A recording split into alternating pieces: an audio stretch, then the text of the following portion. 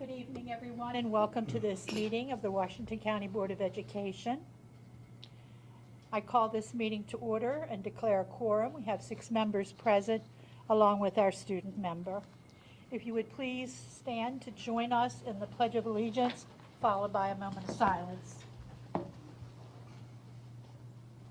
I pledge allegiance to the flag of the United States of America and to the republic for which it stands, one nation, under God, indivisible, with liberty and justice for all.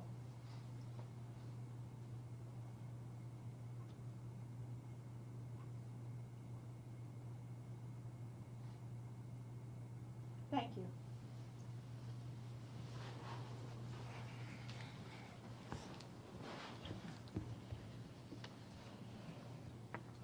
Okay, we'll begin with approval of this afternoon's agenda. Is there a motion, please? Move for approval. Thank you, Mr. Bickford. Is there a second? Second. Thank you, Mrs. Murray. Any discussion? All those in favor? Okay. We have 6 affirmatives. Student member concurs. We have an approved agenda. We'll move to approval of this afternoon's minutes. President Williams, I move for the approval of closed session minutes dated Tuesday, July 16th, 2024. Thank you, Mrs. Murray. Is there a second? Thank you, Mr. Stauffer. Okay, we're voting on the closed session minutes of July 16th, 2024. All those in favor? You have 6 affirmative. Motion carries. President Williams, I move for the approval of business meeting minutes dated Tuesday, July 16th, 2024. Mrs. Murray, is there a second? Second. Thank you, Mr. Stauffer. Are there any additions or corrections to the business meeting minutes dated July 16th, 2024? All those in favor of approval? Okay, we have 6 affirmative. President Williams, I move for the approval of work session minutes dated Tuesday, August 6th, 2024. Thank you, Mrs. Murray. Is there a second? Second. Thank you, Mr. Evans. Are there any additions or corrections to the minutes of the work session dated August 6th, 2024? All those in favor? Okay, we have 4. Abstain. Oh, so we have You have enough? 1, 2, 3. Did you raise your hand, Darrell? Okay. So we have 4 affirmative, 2 abstentions. Thank you. President Williams, I move for the approval of closed session open portion minutes dated Tuesday, August 6th, 2024. Thank you, Mrs. Murray. Is there a second? Second. Thank you, Mr. Stauffer. We're voting to approve the closed session minutes, open portion dated August 6, 2024. All those in favor? Okay, we have 4 and 2 abstentions. Got it? Thank you. President Williams, I move for the approval of closed session minutes dated Tuesday, August 6th, 2024. Is there a second? Second. Thank you, Mr. Stauffer. We're voting on the closed session minutes dated August 6, 2024. All those in favor? Abstaining? Did everyone raise their hand? He raised his hand for abstaining. Okay. I didn't see your hand for abstention, but thank you. Okay, thank you. So we have 4 affirmative, 2 abstaining, and all minutes have been approved.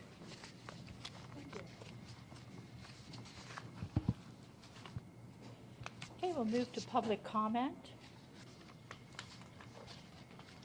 Before we begin public comment, I'd like to read from Board Policy KD.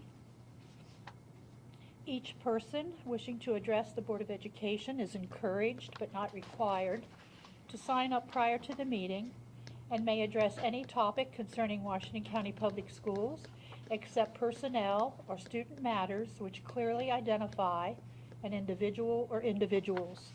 Individuals wishing to address the board who do not sign up prior to the start of the meeting will be required to sign the log located at the speaker's table for the purpose of the meeting's minutes. Each speaker may speak for up to 5 minutes. At This time, I'd like to call the first person. Do you want me to explain this? Oh, I'm sorry, you want to explain the timing? Sure. Thank you, Mrs. Murray. I'll set my timer for 5 minutes. As soon as you begin to speak, I'll hit the button, and when you have 30 seconds left, I'll hold this up. When your time is up, I'll hold this up. Okay, and the first person I have on the list is Christina Parkman. Is Christina here? Ms. Parkman? Okay, we'll move to the next person.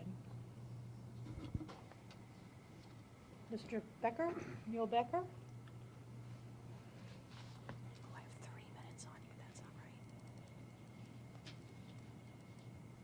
right. Good evening.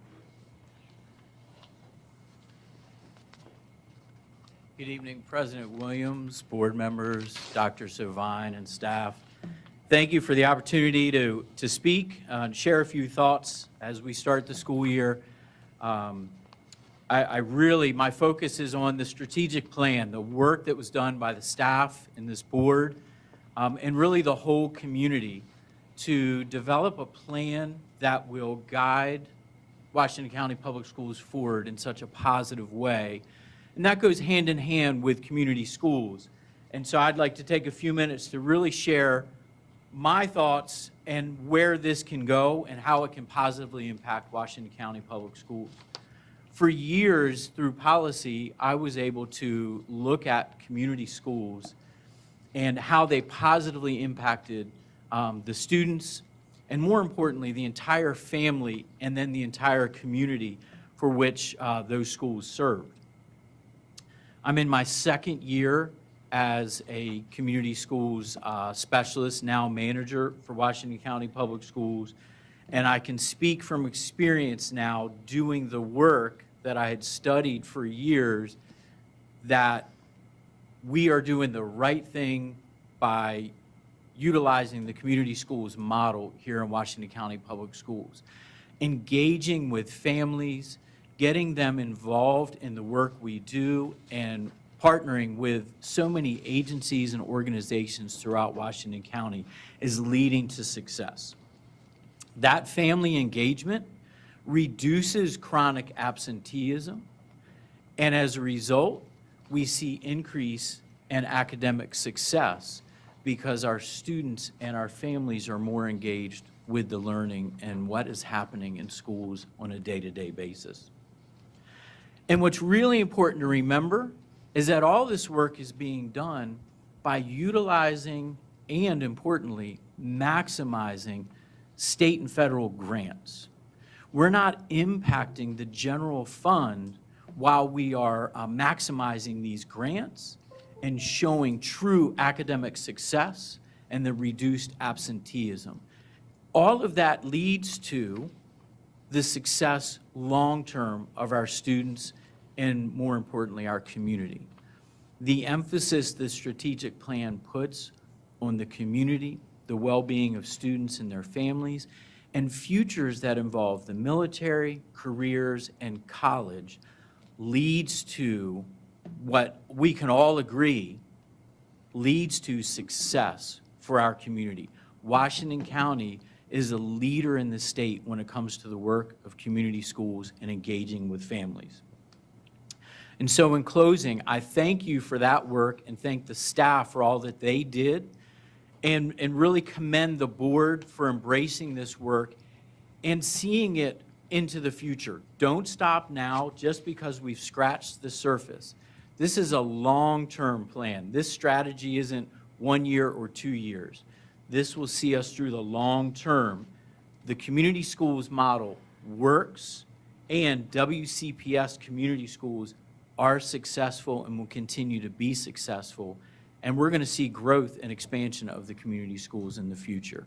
So please keep that up. Don't lose sight of that. And I thank you for the opportunity to share those words tonight. Thank you. Thank you, Mr. Becker. The next person I have is Levi Campbell. Did I pronounce that correctly?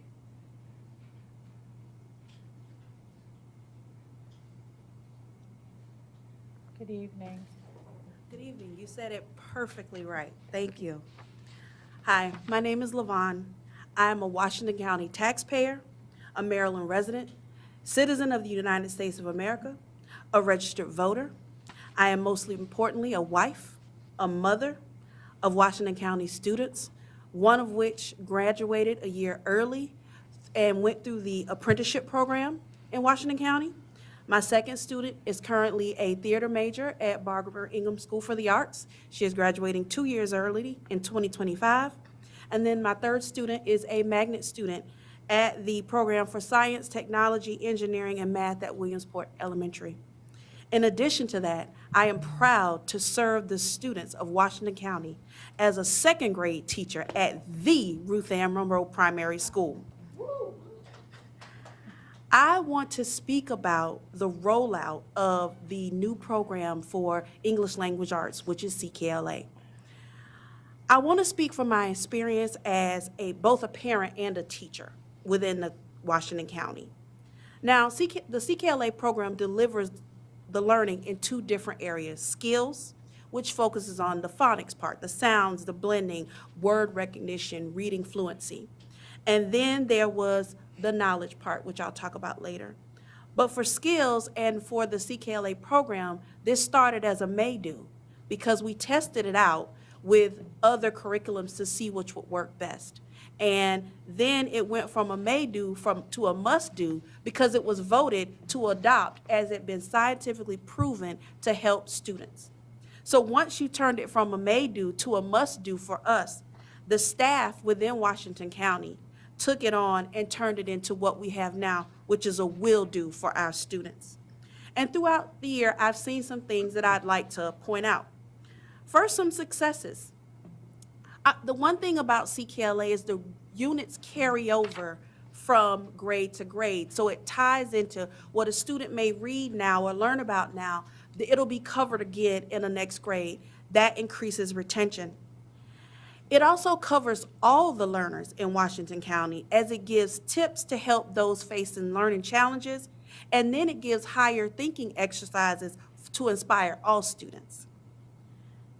Our district ELA team, I want to say, has been important because they've worked with our principals, admin, lead teachers, and to help all of the teachers with lesson planning, with timing, and delivery of each of the lessons. The teachers, myself and my teammates who are here with me included, have been provided with individual, school, and district-wide training and support. I think skills is a repetition equals retention-based thing because the skills that they learn are addressed in multiple ways, such as reading, spelling. They even have game play, videos, and even small group activities that we do with the students, all specifically designed to increase retention and help our students become better decoders, which leads them to be better readers. Now, during the knowledge portion, students are introduced to various text styles that they respond to by either answering questions or in writing in various ways.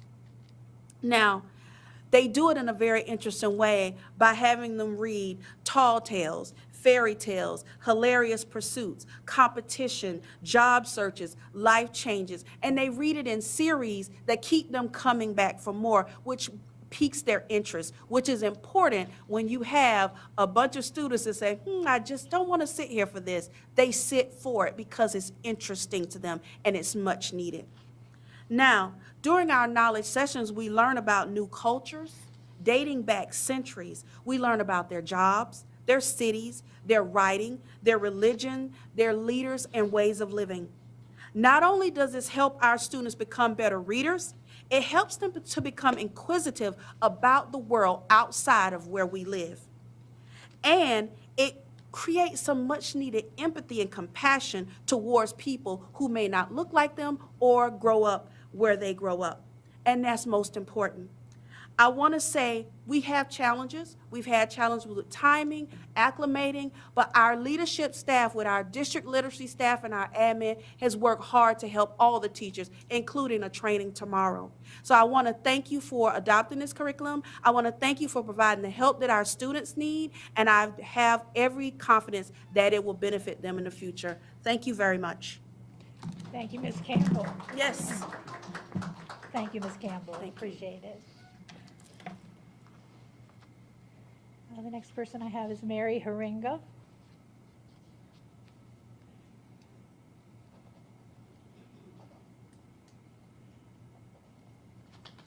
Good evening.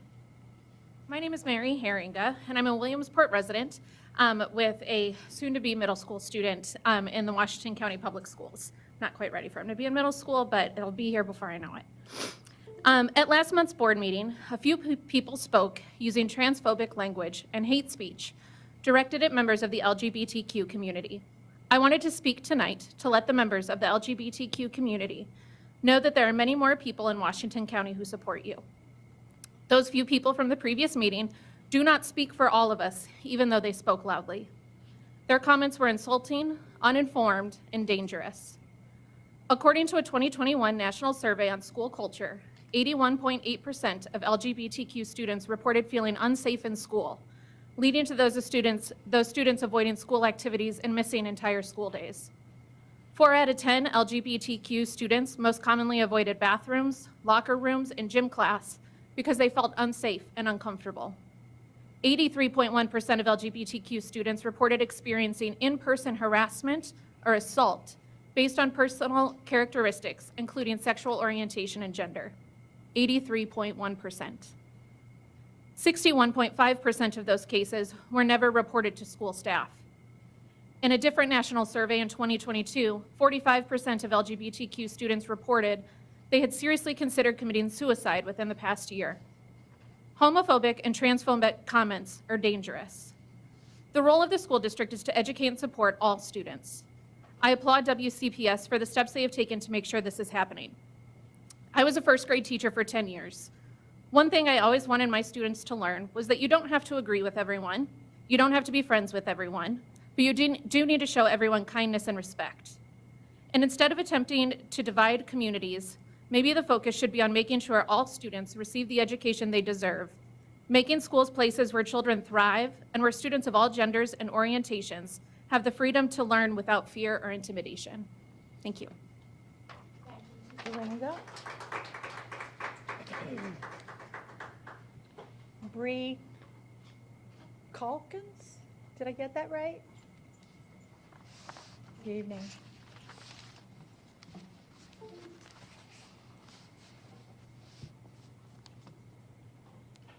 Good evening, ladies and gentlemen of the board. My name is Bree Calkins, and I'm a taxpayer in Washington County. I wanted to take a moment of your time this evening to personally thank you for the 3% pay increase for teachers that you fought so hard for. I'm sorry that you were not able to obtain the 5% increase that you had initially proposed. I recognize that there was a cut to your budget late in the spring, as well as no added funding from local contributions. This puts you between a proverbial rock and a hard place, and I appreciate you working together to do the best that you could. I wanted to take a moment to put forth a call to action for my fellow residents and illuminate the budget issues that the board is facing. We are very fortunate to have a public school system that is free for our children to attend. However, despite the free price tag for parents like myself, it is most definitely not free to run that ship. The huge numbers that we see in these budget reports are difficult to wrap a mind around, and money has to come from somewhere. With the rollout of the Maryland Blueprint, there will be more in-state funding that comes to support specific areas of implementation, but that's not enough. Unfortunately, the increases we are feeling in our property taxes don't seem to be destined for our schools either. So where is the money that we need going to come from? Since you had prioritized local funding for pre-K rollouts countywide prior to state funding, the state legislature's last-minute cut to state funding allocations for pre-K program hurt the WCPS budget. We need our pre-K programs, and we also need to see increases in security personnel and more mental health supports. We have talented teachers that are leaving for better pay elsewhere, which is heartbreaking to watch. Unfortunately, our county commissioners have not included any additional funding for our school district, relying solely on a maintenance of effort to get by. This means a lack of resources, stagnancy, and a struggle in advancements for our kids. I'm sure my fellow residents will agree that this is absolutely unacceptable. WCPS teachers and school personnel need your help to change this. Our children deserve the very best education and support, but right now, their future is at stake in the funding arguments that are happening between county elected officials and state elected officials. WCPS currently provides quality programming in pre-K all the way up through 12 throughout our entire county. While we still have challenges to work through in some areas, overall, we're doing great things on a really tight budget. Imagine, for a moment, what could we do if we had adequate and equitable funding for all of our schools? There is still hope. This is not an all doom and gloom situation. There are upcoming evening meetings at the county level, and those are a chance to demand better for our children. These meetings are a chance for the public to express concerns regarding funding for our school district. We must act now. By attending these meetings, you, the public, can help advocate for critical funding that our schools need. Without it, the district cannot add programs, supports, or retain effective educators.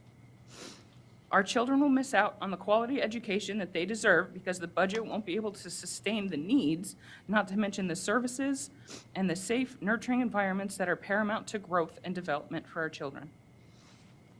Our children's future absolutely depends on us, and your presence and your voice are crucial.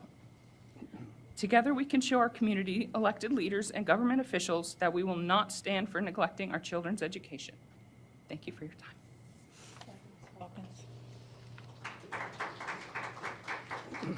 Carol Mallon.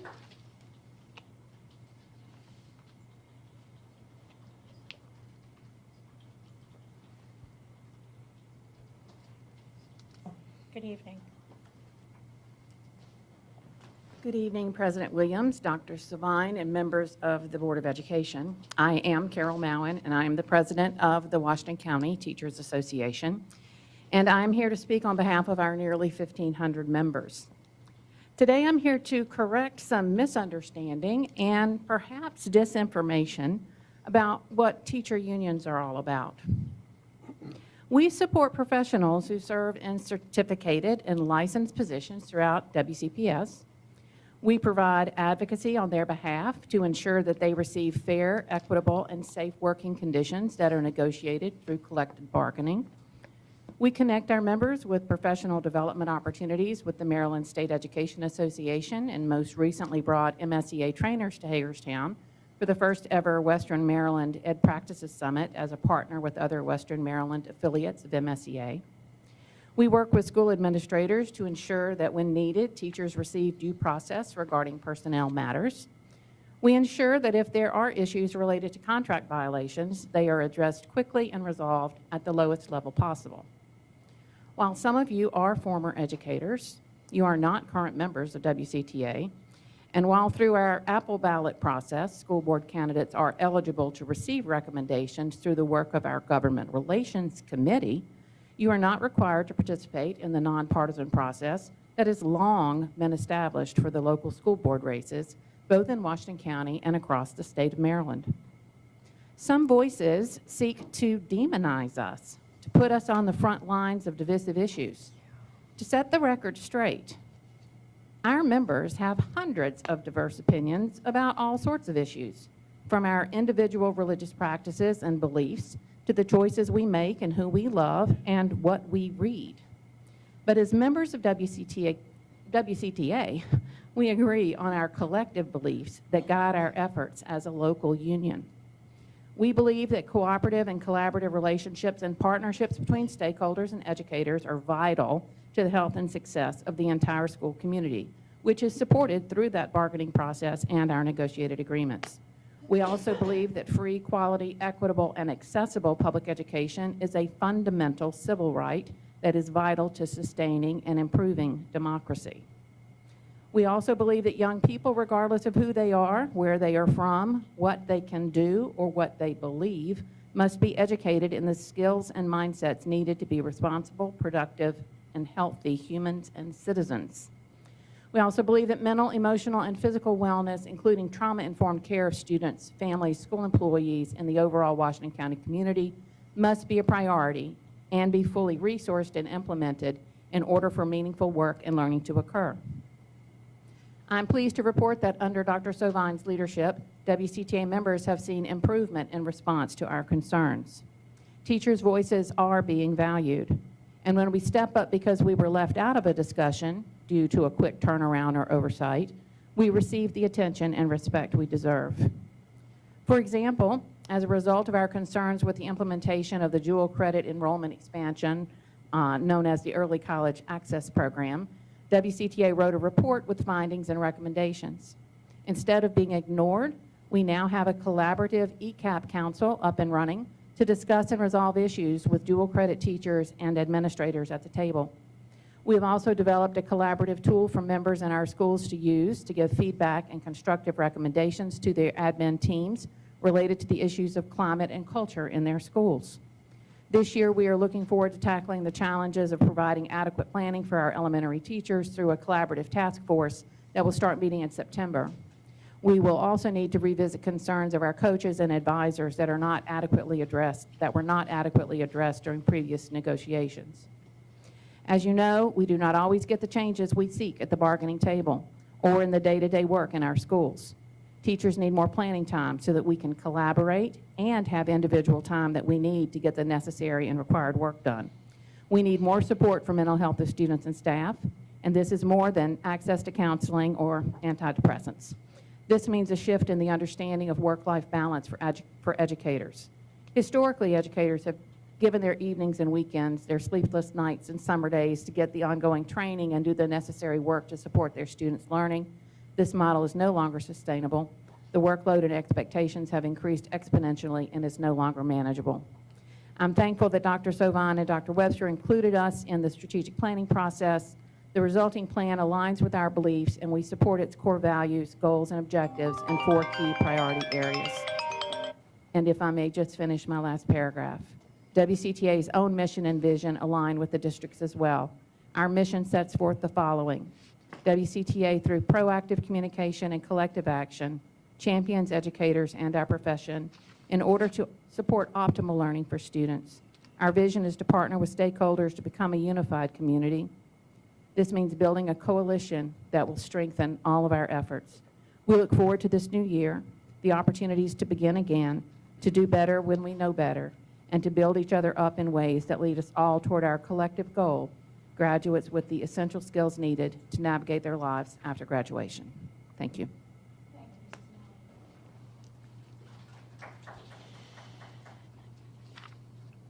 I believe it's Christy Gross.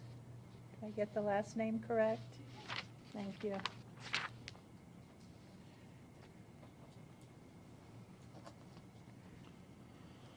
Good evening. Good evening. Good evening, President Williams, Dr. Savine, and board members. As a high school teacher in Washington County, I'm here to talk about student cell phones in our schools. The obvious problem is that students become distracted by their device and miss important instruction. Many students are so glued to their phones that they are often reluctant to put them away, if not downright belligerent when asked to do so. I've seen many students willingly choose a behavior referral and administrative escort out of the classroom over simply putting away their phone when asked by a teacher. Cell phone use often spirals into an uptick in behavior problems, cyberbullying, increased apathy, cheating, an easy way for students to plan meetups, to wander the halls, gather for fights, or even to meet to sell drugs and vapes. Oh, and guess what? Students can use their cell phones to pay for those illegal transactions as well. A disturbing new trend which has developed over the last few years involves students watching videos of their favorite social media influencers who encourage behavior like playing devious pranks on others or destroying school bathrooms, all while filming them and uploading these acts.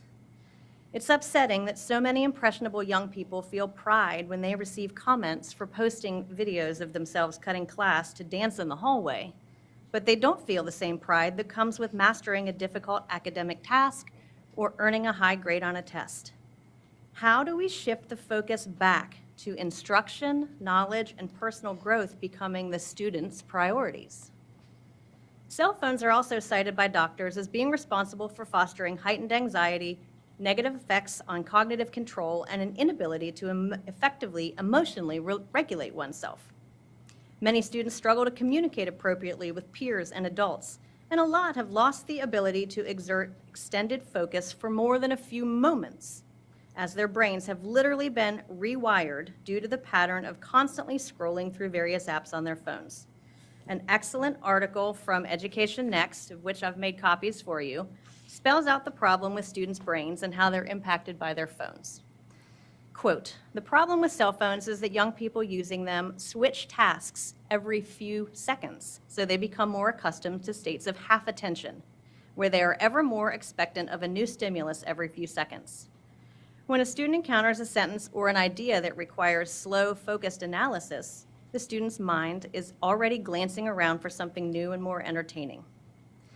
The brain rewires itself constantly based on how it functions. This idea is known as neuroplasticity. The more time young people spend in constant half-attentive task switching, the harder it becomes for them to maintain the capacity for sustained periods of intense concentration." End quote. Anyone else alarmed besides me? These are all serious issues plaguing the very students our public school system is charged to nurture and teach. And the solution, or at least the start of it, seems to be so simple. Put away the cell phones and get students realizing the power of a quality education. Yesterday, I learned of the new administrative regulation regarding the use of personally owned electronic devices. Thank you, Dr. Savine, board members, and WCPS for starting this process. I'm pleased that you and the board are examining the issue more closely, as it is critical and needs immediate attention. Some schools have already started sending out communication to families regarding the new information and how it will be implemented in their buildings, which is great. But I noted that there are slightly different interpretations and messages being sent from different buildings. Some schools have communicated explicitly where phones will be kept during the school day or shared what steps will be taken if students choose not to comply, while some schools have included only a brief reminder that schools are a phone-free zone. To be fair, I'd imagine that not all schools have sent out these types of communications to families yet. It is a busy time, after all. But when they do, I hope the information is straightforward and clear. I'm a big believer in strong communication, so I would love to see a standardized, system-wide policy which has explicitly defined expectations and consequences, and which is implemented with fidelity. Although it would need to be tailored differently to elementary versus middle and high school, the core expectations could remain the same, and this would reduce any confusion for families with children in multiple schools or with students who transfer. Let's work together to enact a common-sense cell phone policy which ensures that students do not have phones in their hands during class, allowing them then to be much more engaged and invested. And perhaps we can begin to shift that focus back to instruction, knowledge, and personal growth becoming the students' main priorities. We know we have the tools and knowledge in our amazing faculty and staff to help every child succeed, but now we need to help some of our students realize it for themselves as they emerge from their cell phone stupors, see past their screens, and discover their true potential. Thank you. Thank you, Ms. Gross. Okay, Pam Abston? Thank you.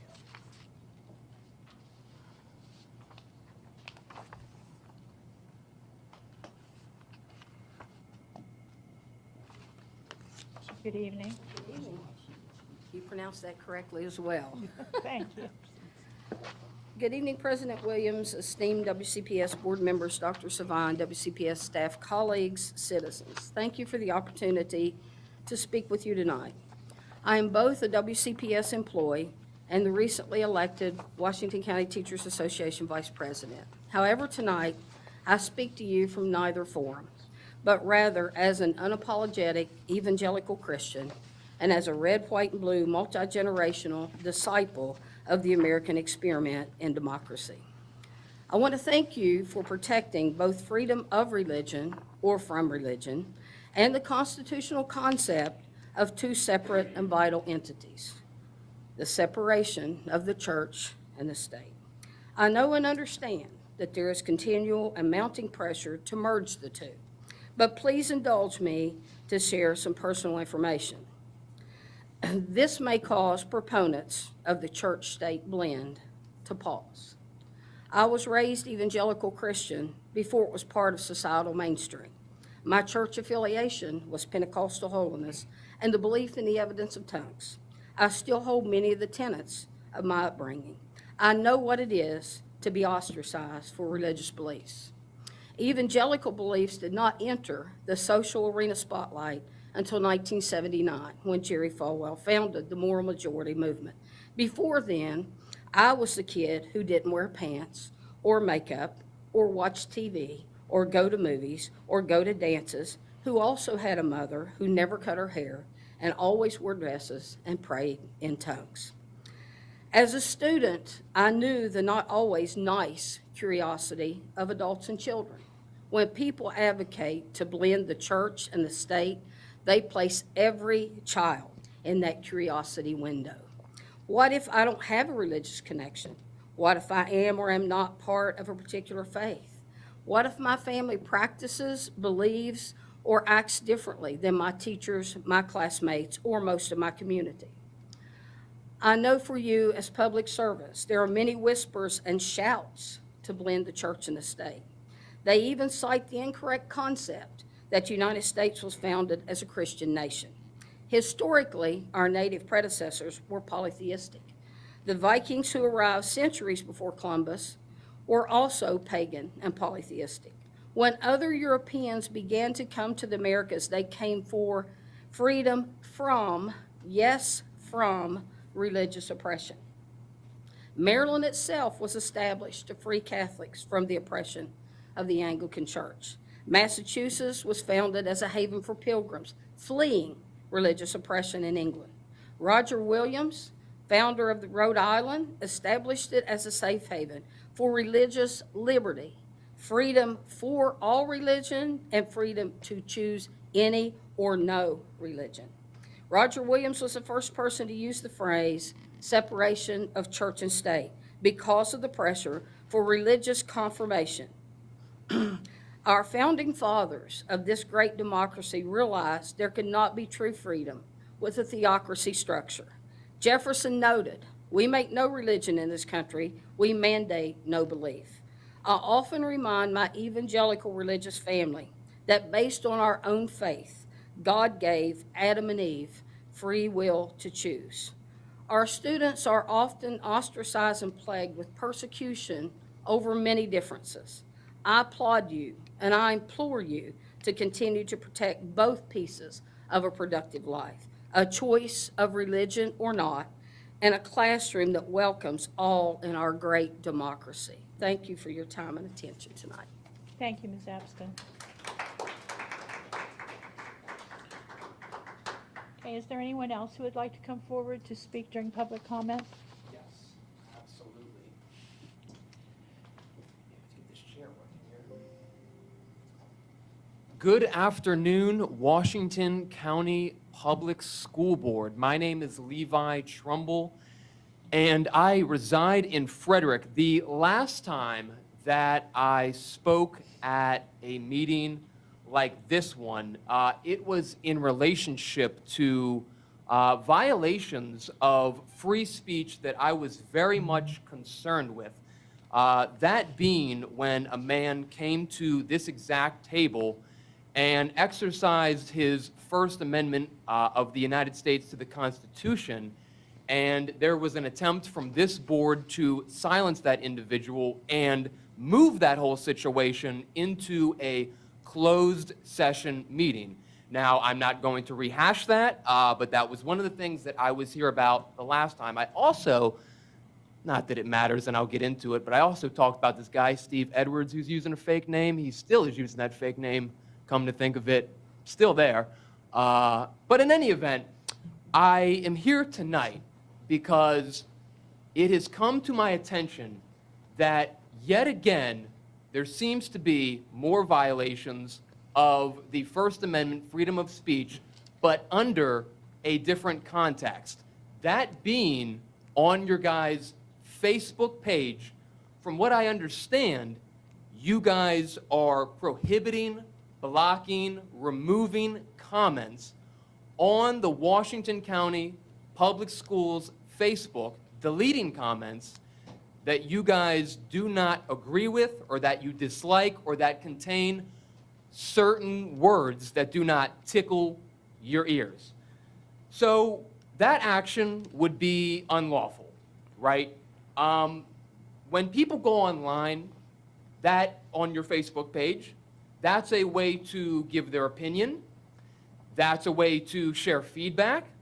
That's a way to perhaps redress grievances with the government. It's a public forum, if you will.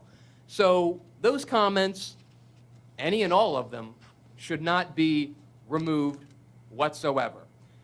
I want to bring up a similar situation that happened in Woodland Park, Colorado, where an individual got online and called an elected official a punk.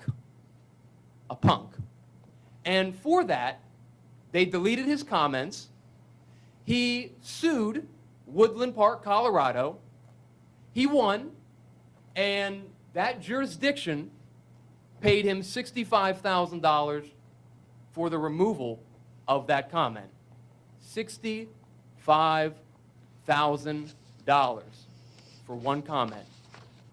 Now, we have confirmed that that is what's happening right up here.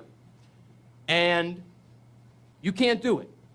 So I don't think any of you up here are lawyers, but perhaps there is a lawyer in the room somewhere behind me. I'm putting all of you on notice here and now that you do not want to be like Woodland, Colorado, and get sanctioned $65,000 for violating free speech. It won't look good. It won't look good to the taxpayers here in Washington County. I mean, I don't know. Do you guys want to pay that? I don't know. I'm from Frederick. But right now, here and now, I am putting you guys on legal notice that you cannot, should not, it is unlawful to and actionable to remove, delete, or ban people from a public Facebook page, period. You cannot do that. So with that being said, there's 1, 2, 3, 4, 5, 6, 7, 8 of you sitting up on that dais right there. This is for all 8 of you. Would any of you like to commit right now that you will not continue to violate free speech? Can we have a commitment to free speech right now? Show of hands. Let the record reflect, not one hand went in the air. Not one hand. So that's all I have for you here and now. And just to clarify for the record, that religious expression, it actually is allowed in school. Your First Amendment right to express your religion does not cease to exist just because you walk into a school. That's the reason that many religious texts can be actually allowed inside of a school, is because within the confines of a school building, you don't cease to be a United States citizen. So thank you very much. I guess I'm right on time with my 5 minutes. Thank you very much, Linda. Have a good night. You guys are on legal notice. What's that? I can't call, your name's not Linda? We've never been formally introduced, so. My name is Levi Trumble. Nice to meet you, Linda. Please stop removing Facebook comments that you disagree with. I don't want to see you guys get sanctioned $65,000 like what happened in Woodland Park, Colorado, where that guy called that one elected official a punk, and then for that, he was actually paid $65,000 for calling that guy a punk. I mean, that's quite a payday. I don't know what you guys think, but I think that's a payday. So thank you, Miss Murray. Appreciate it. Have a good night, guys. Thank you, Mr. Trumbull. You're welcome. Is there anyone else who would like to come forward?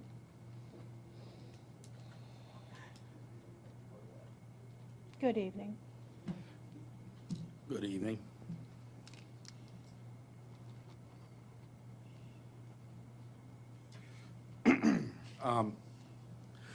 My name is Ethan Lowen, and it has been an ongoing issue where parents and teachers have been talking about the violence in our schools, and a primary reason for the violence is because this board has instituted policies that keep chronically violent students in the same class as the students being victimized. As a result, the students, and in many ways the teachers, have become victims of the bullying, the verbal abuse, and the ever-present nails-on-the-chalkboard nerves of knowing that there will be violence at some random moment. And the testimony by one of the parents who spoke 2 meetings ago about his son's victimization has been viewed millions of times on social media.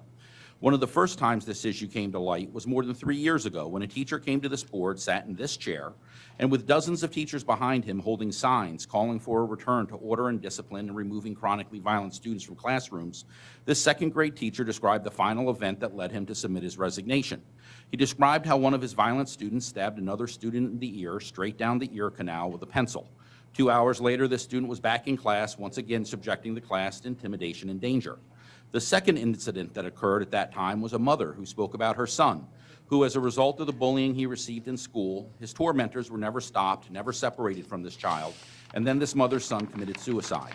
And so, beginning with those testimonies, parents and teachers throughout these past 3 years have spoken on this issue, asking for the most common sense solutions: a return to teachers being in charge of their classrooms, a return to academic standards, and a return to removing chronically violent students.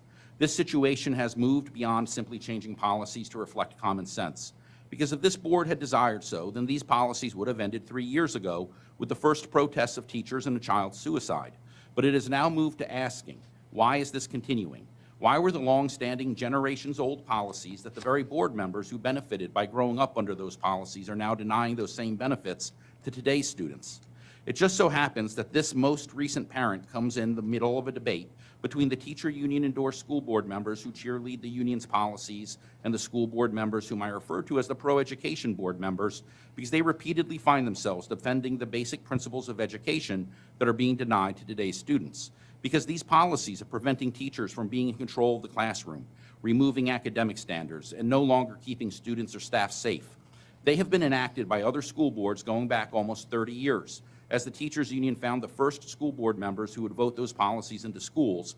And despite these policies having caused the same harm in those schools that our students and teachers are experiencing today, the teachers union continues supporting these policies and demanding the same of their board members.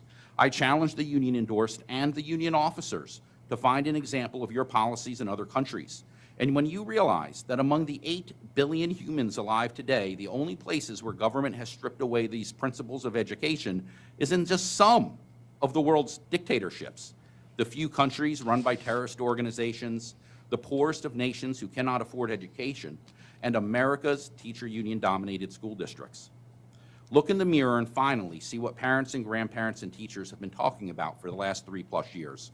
Because a few months ago, when one of the pro-education board members stated that it's time to revisit these policies and correct the wrongs that have been done, one of the union-endorsed stated that chronically violent students must stay in the classrooms because they won't receive a quality education otherwise. I don't know whether that response was meant to sound extreme, naive, cruel, but obviously chronically violent students who are suffering emotional dysregulation are not learning in a regular classroom. They require a specialized environment. Forcing them to stay in the classroom is cruel to everyone, other students, staff, and the violent student as well.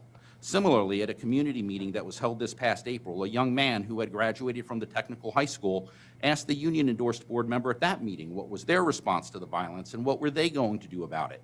That board member said, "It's the superintendent who decides those issues."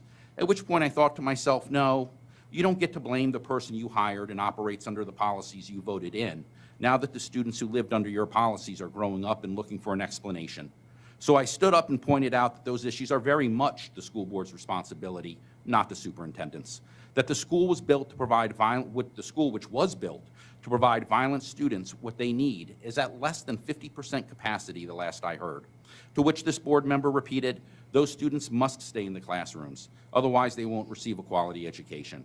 When, in order to rationalize the damage being caused, you have to say things that are nonsense or attempt to blame others, it is time to admit what your policies have done to students and staff.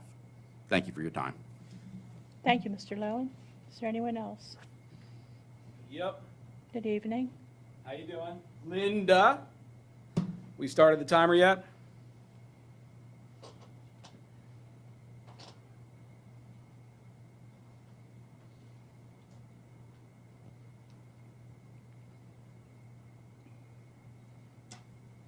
Timer started yet?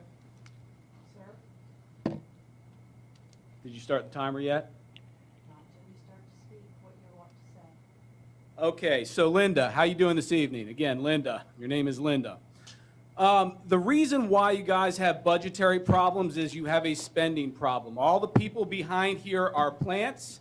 So all the people with their cue cards that we're reading this evening were all in support of the Board of Ed. They're all union hacks, most of them teachers. And they were literally planted here just to make Melissa Williams look like she's not losing control of the school board, and the citizens aren't in full revolt against her and Stan Stauffer and the way these commies have been running the school board. So typically, there's not a whole bunch of people back there saying we need more money, the teachers are doing good, the Board of Ed's doing good. Normally, it's people complaining. So here's the deal. If you want more money, why don't you not piss away the money that we're already giving you? It's already 83% of the county's expenditures. So the entire budget for the county, for police, fire, roads, all that, 83% of it goes to schools. The reason we're having problems is because we have guys like David Savine who are paid $237,000 a year to do hardly any work. The worst part about David Savine is when you hired him, he was supposed to do a survey about the future needs of Washington County Public Schools.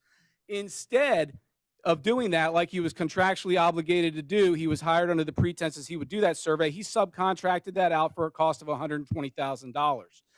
Then what he did is he then hired a bunch of his friends from Winchester, Virginia, that were getting run out of Frederick County, Virginia public schools, where he came from, who are also a bunch of fellow commies who like to spend money, jerk each other off, and use buzzwords. Just so you know, and for the record, the teachers union lady that was trying to say we got the wrong idea about teachers unions, we have the right idea about teachers unions. Teachers unions suck. They're ruining our school system, and they're basically woke DEI, Bud Light, Tractor Supply, and John Deere all rolled into one, basically pretending they care about children.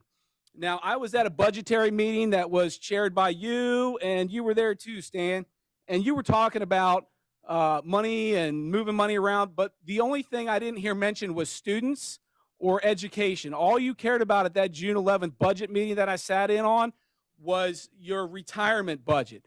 So it's becoming really obvious to me, Melissa and Stan, former teachers, you're just here to make sure your pension is secure and to make sure you keep that money flowing, because apparently you have $37 million in an account called this OPEB account, and that you're apparently not drawing from, according to Stan Stauffer. At least that's what you said on June 11th.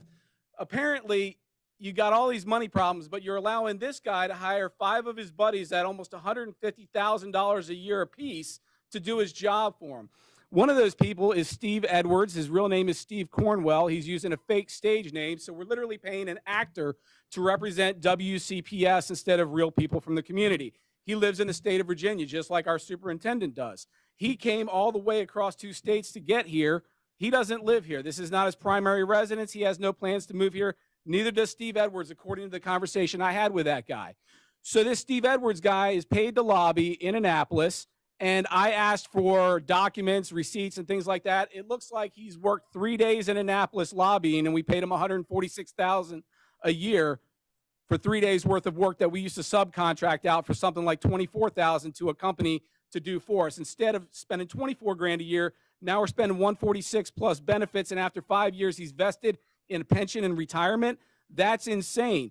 Then you've got multiple other people doing the jobs of the superintendent. So basically, with the money you subcontracted out and the 5 people that he brought with him from Frederick County, Virginia, to do his job for him, plus his $237,000 a year salary, you're paying $1.1 million for a job that the old superintendent used to do by himself.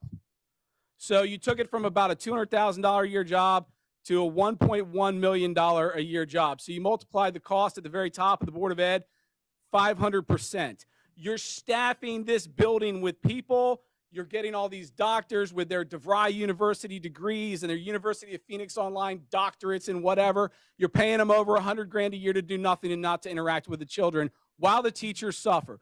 During that meeting, you were talking about hiring less teachers and paying them less money to ensure the money would go into your pension fund. And just for the record about that lady that was talking all that crazy stuff about trans people and all that, trans people are not real. If a dude chops his dick off, he's just a dude with no dick, like Dr. David Savine. Thank you for your time. Thank you, Mr. Porter.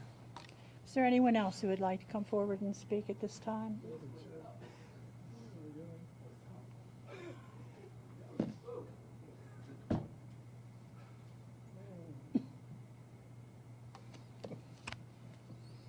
Good afternoon, good evening, sorry. Good evening, Dr. Savine, President Williams, and members of the board, as well as staff. My name is Laura Norris, and I have taught for the Washington County Public School System for 26 years. Members of the board, I'm just going to take a minute of your time. The only reason I'm here tonight is to share my appreciation for President Williams as well as the board members. President Williams' work, dedication, and support of students, families, and staff members should not go unnoticed. I know for a fact President Williams responds to concerns voiced by educators as well as the rest of the elected board. I saw a quote yesterday, and I would be remiss if I did not share it with all of you. David Gurin, I'm not sure that I said his name correctly, who is a principal in a Missouri school, stated, "Great school culture is not an accident. It happens when we recognize that we all depend on each other. And then when we work together to create supportive, caring conditions for everyone, students, teachers, support staff, guests, everyone." President Williams and the current board surely have ensured this for our Washington County Public School community. So thank you so much for your time and your support. Thank you, Mrs. Norris. Is there anyone else who would like to speak?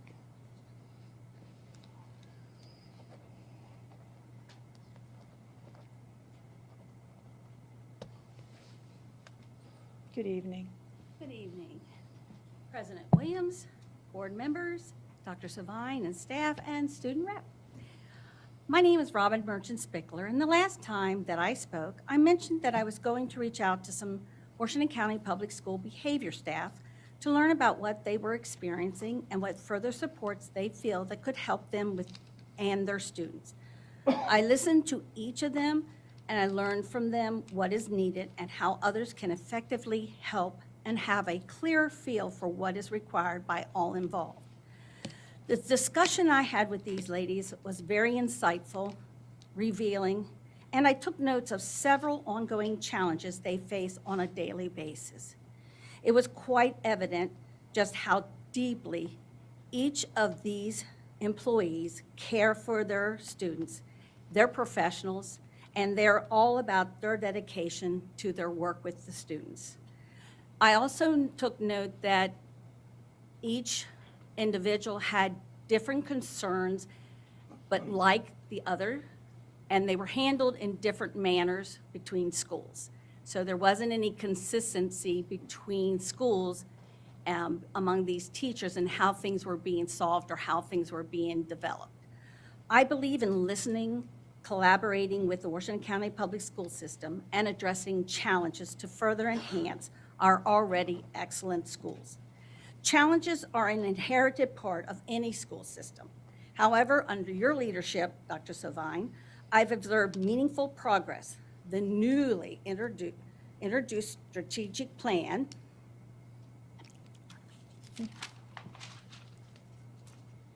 the journey, our commitment, the target of the 4 key areas: student success, access and opportunity, culture, safety and wellness, and the community engagement. This comprehensive plan is a strong step forward for our schools. I commend you, Dr. Savine, for the thorough collaboration and the input you gathered from the community members, the Washington County public staff, students, and the local businesses. Thank you so much. Thank you, Ms. Spickler. Is there anyone else who'd like to speak?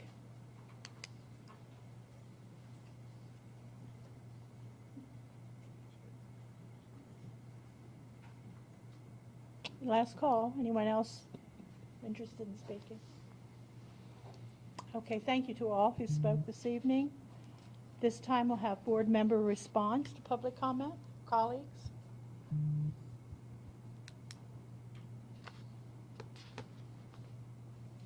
Okay, thank you. Okay, tonight under old business, we have first item, which is the second reading of proposed changes to policy ECD, use of motorized vehicles on school property. Thank you, President Williams, Dr. Savine, members of the board. The Board of Education approved the first reading of proposed changes to policy ECD at its July 16, 2024 public business meeting. The Policy Committee posted a notice on Board Docs and the school system's website following the approval, seeking comments from the public on the proposed changes. No comments were received. The committee is now recommending the Board of Education approve the second reading of proposed changes to policy ECD. Thank you, Mrs. Ram. Is there a motion, please? Madam President, I move to approve the second reading, excuse me, of proposed changes to policy ECD entitled Use of Motorized Vehicles on School Property. Thank you, Mr. Stauffer. Is there a second, please? Thank you, Mrs. Murray. Any questions, any discussion? All right, we'll move to the vote. We're voting to approve the second reading of proposed changes to policy ECD. All those in favor, please raise your hand. All right, we have 6 affirmative votes. The student member concurs.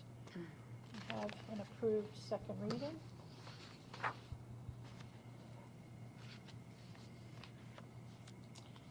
Next up is the second reading of proposed changes to policy JED, student registered sex offenders, entry on school property.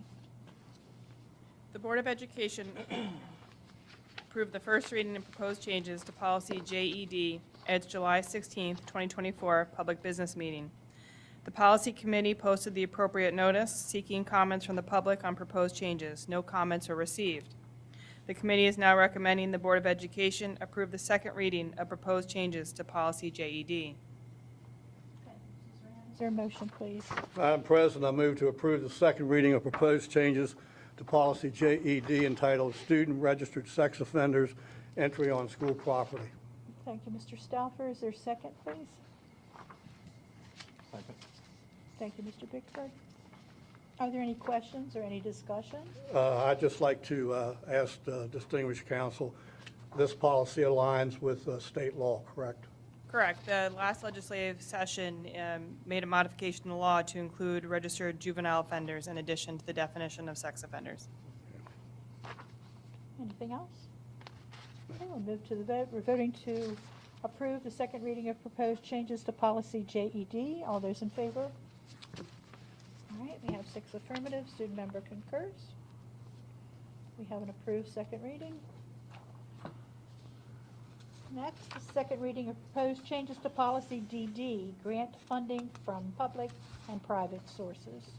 The Board of Education approved the first reading of proposed changes to policy DD at its public business meeting on July 16, 2024. Following the approval, the Policy Committee placed the appropriate notice seeking comments from the public. A comment was received on the proposed changes and was discussed at the committee's August 8, 2024 public work session.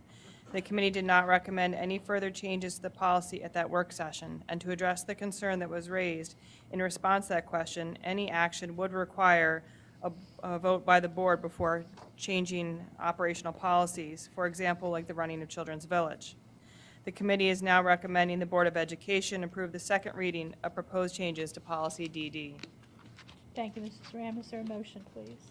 Madam President, I move to approve the second reading of proposed changes to policy DD, grant funding from public and private sources. Thank you, Mr. Stauffer. Is there a second, please? Second. Thank you, Mr. Bickford. Any discussion, any questions?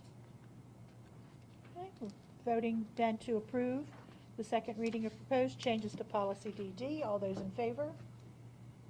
All right, we have 6 affirmative votes, and the student member concurs. We have an approved second reading of that policy.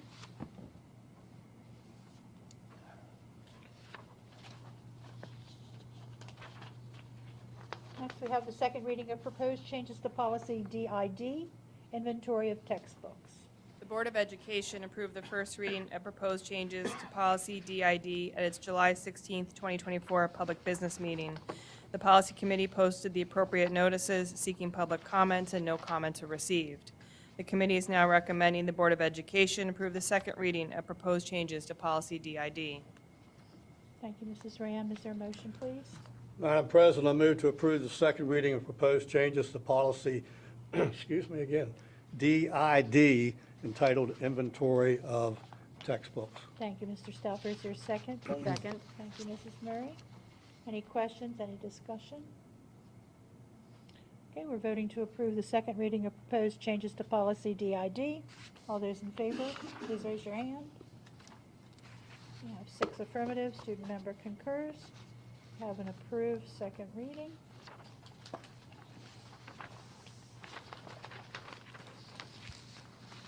Next, we have the second reading of proposed changes to policy EDC, authorized use of school-owned property.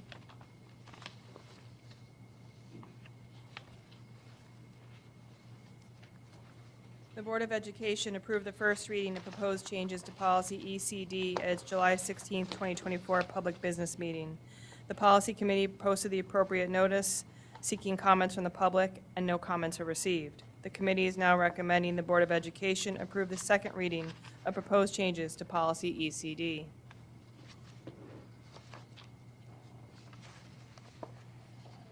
Motion, please. Madam President, I move to approve the second reading of proposed changes to policy GBEB entitled Drugs and Alcohol Testing, Transportation Personnel. Wait a minute, wrong one. We're doing ECD, Mr. ECD. Stauffer. ECD. Oh, I don't have that one. EDC, do you mean? ECD. ECD. I don't have EDC. Use of motorized vehicles on school property. Did that. Here we go. Well, what was the first one we did then?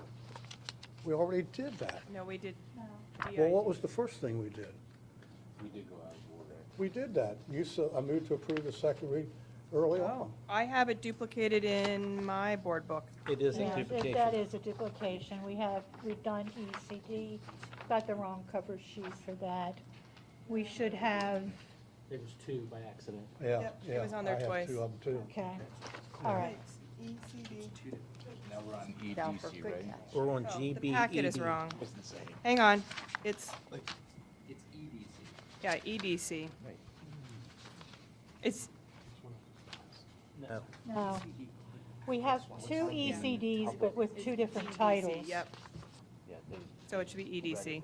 Yeah. One has authorized use of school-owned property, and the other is motorized vehicles. Vehicles, yep, it was put in the packet incorrectly. Okay, so let's just set those aside. We've already done ECD. Right. Right. And we don't have the other, Motion so for we'll second just reading, right? set that one aside. We have a motion Yeah. to table that one. Well, yes. So move. Okay, we have a motion to table, and it's, please give me the correct letter. EDC. It's EDC, authorized use of school-owned property. EDC, okay, so we have a motion to table, is there a second? Second. Thank you, Mrs. Murray. Any discussion about tabling this? Okay, all those in favor of putting this aside, please raise your hand. Thank you. 6 affirmative, so we'll put that aside. Student member concurs. So what I have next is the second reading of proposed changes to policy GBEB, drugs and alcohol testing, transportation personnel. Does everyone have that? Yes. Yes. Okay, thank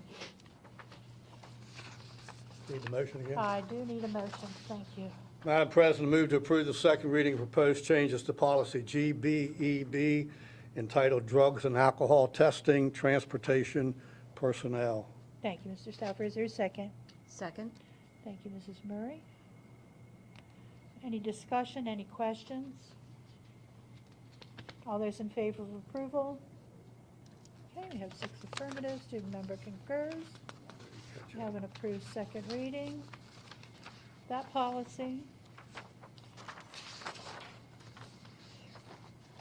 Next, we have the second reading to rescind policy GCBD, professional leaves and absences. May I have a motion, please?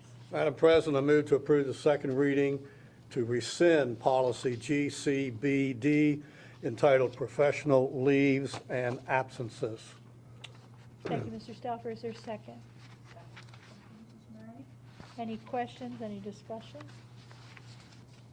All those in favor of approval? Sorry. We have 6 affirmative, student member concurs. We have an approved second reading.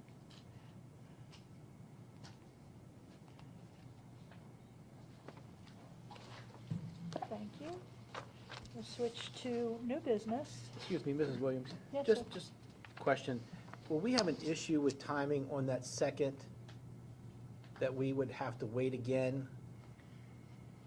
I have to count the weeks.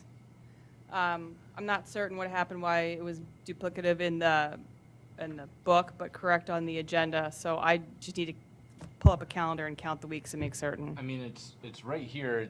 I'm looking at it on the website. Yeah, it's correct online. It just wasn't correct in the books for some reason. I'm going to make the motion. Well, So- let's bring it back. We put it on the table. Can we have a motion to take it off the table and reconsider it? Does anyone else have a copy of it? I don't have. I don't have a copy of it. I have it. He's got it on his computer. Yeah, I mean, I have the information. We have a motion? Move to I'll take make a it off the motion table. to untable it, or whatever. Thank you, Mr. Stauffer. Is there a second to take it Second. off the table? Thank you, Mr. Evans. All those in favor? Okay, we have 6 affirmative. Okay. So we're going to go back and do the second reading of proposed changes to policy. EDC, authorized use of school-owned property. Okay. So, But- President Williams, I move to approve the second reading of proposed changes to policy EDC entitled Authorized Use of School-Owned Property. Thank you, Mr. Evans. Is there a second? Second. Thank you, Mr. Gesford. Any questions? Any? I'll just say the part that Ms. Ram was going to say. We approved the first reading of this July 16th. We received no notice, or I'm sorry, no comments after it was posted on board docs and on our website there. So now we're asking for the approval. Are there any questions, any comments? All those in favor? 6 affirmative.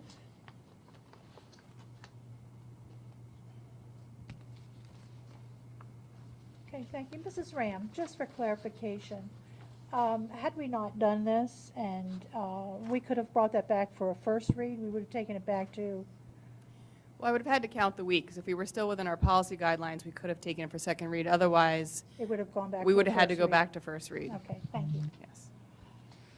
All right, now we can switch to new business. We have the first reading of proposed changes to policy DJ, purchasing standards.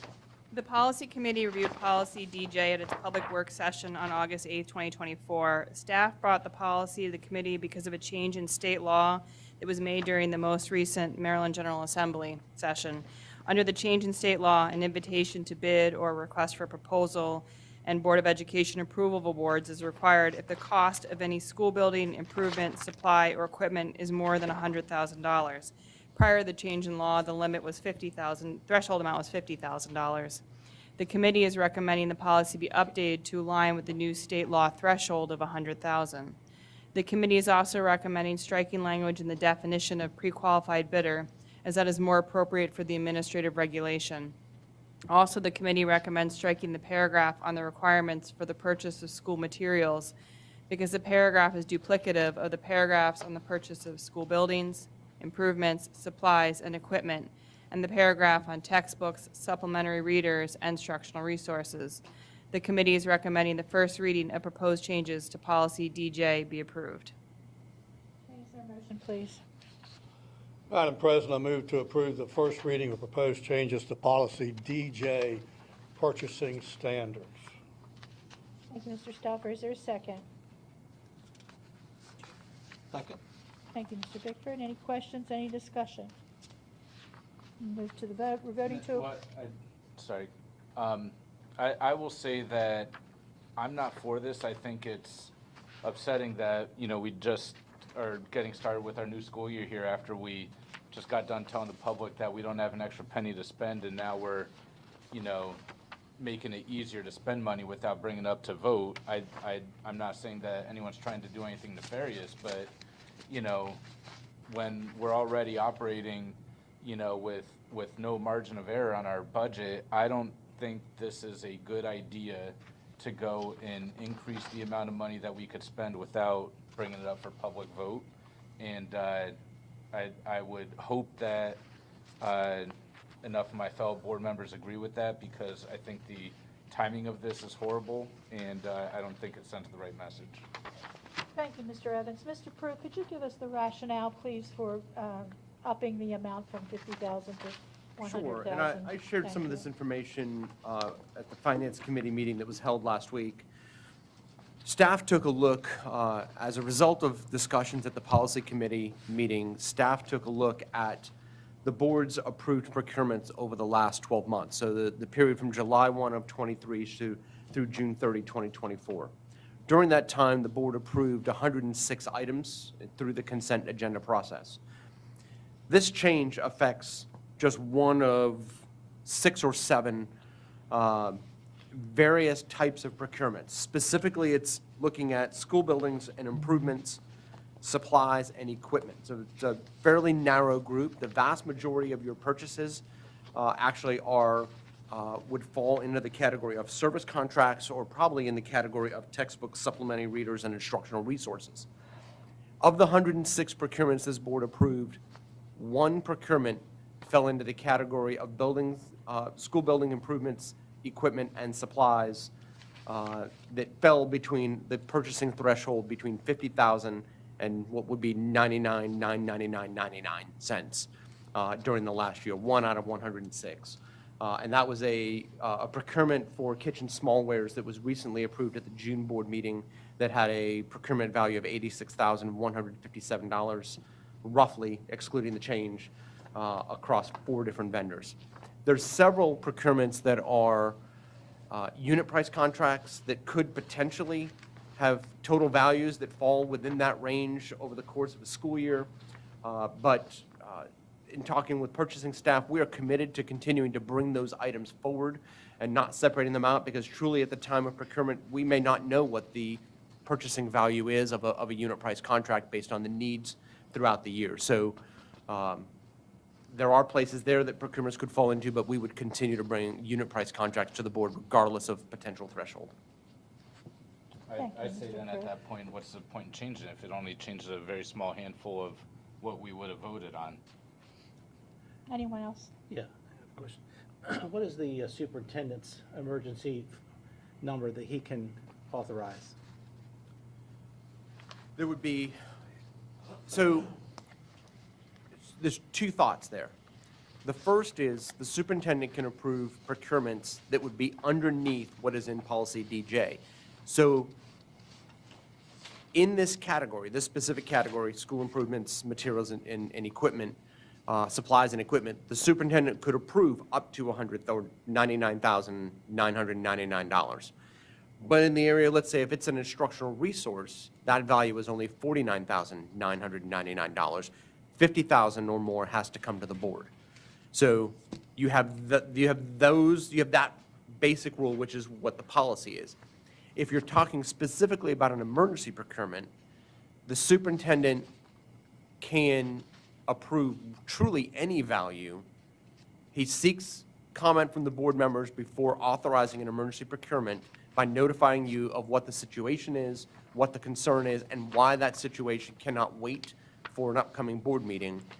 If there's no comment after a certain period, the superintendent authorizes that procurement, and then we ask the board to ratify that at the next meeting. So those softwares, they couldn't have waited for the next meeting, like 30 days later to the next meeting that we could vote on it? No, softwares, no, smallwares, food service smallware. So smallwares, couldn't it wait? I mean, they wait now. Right, so why are we changing this? We're requesting a change of the policy just to be consistent with Maryland law. That just makes no sense for me. I can't support that. You know, we do have an issue with money, and we're just upping the money that anybody can just go ahead and just say, well, we don't need the board. We'll just do it. So, and we've only done it, to what Mr. Evans said, we've only done it once. So there's not like this, we've got to do it because it's just happening all the time. So I don't see a need for change. I will not support that. Mrs. Murray? Tell us what the Maryland law says. Exactly what we changed in the policy. It was a threshold amount. That's all that was That's all changed. the Maryland law says? That's all that was changed. Says it's allowed, that's, It's permissible up to okay, 900 and, yeah, right, okay. anything less than 100,000. Okay. I'll just say this, it's not been my experience in the 8 years I've been on the board that I find staff spending money, superintendent spending money frivolously in my 8 years on the board. Any further discussion? We'll move to the vote. We're voting to approve the first reading of proposed changes to policy DJ, purchasing standards. All those in favor, please raise your hand. Okay, we have 4 affirmative. Those opposed? 2 opposed. Student member? Who's voting? I'm sorry, did you vote with the? The majority. Thank you. So you voted with the affirmative, so motion carries. We have an approved first reading of proposed changes to policy DJ. Thank you. Thank you. Thank you, Mrs. Ram.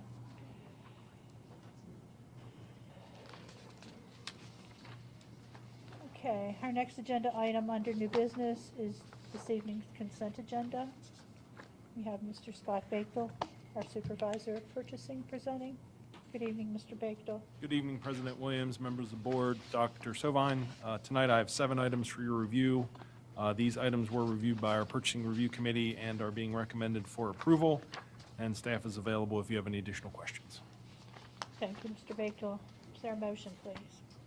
Madam President, I move to approve the awards, renewals, and procurements for mental health provider referral platform to Care Solace, Inc. at a cost of $176,000. Extended Learning Programs Pangborn Elementary School to Boys and Girls Club of Washington County at the unit prices listed. Electric Supply Services Informational Report at a cost of .0785 kilowatts.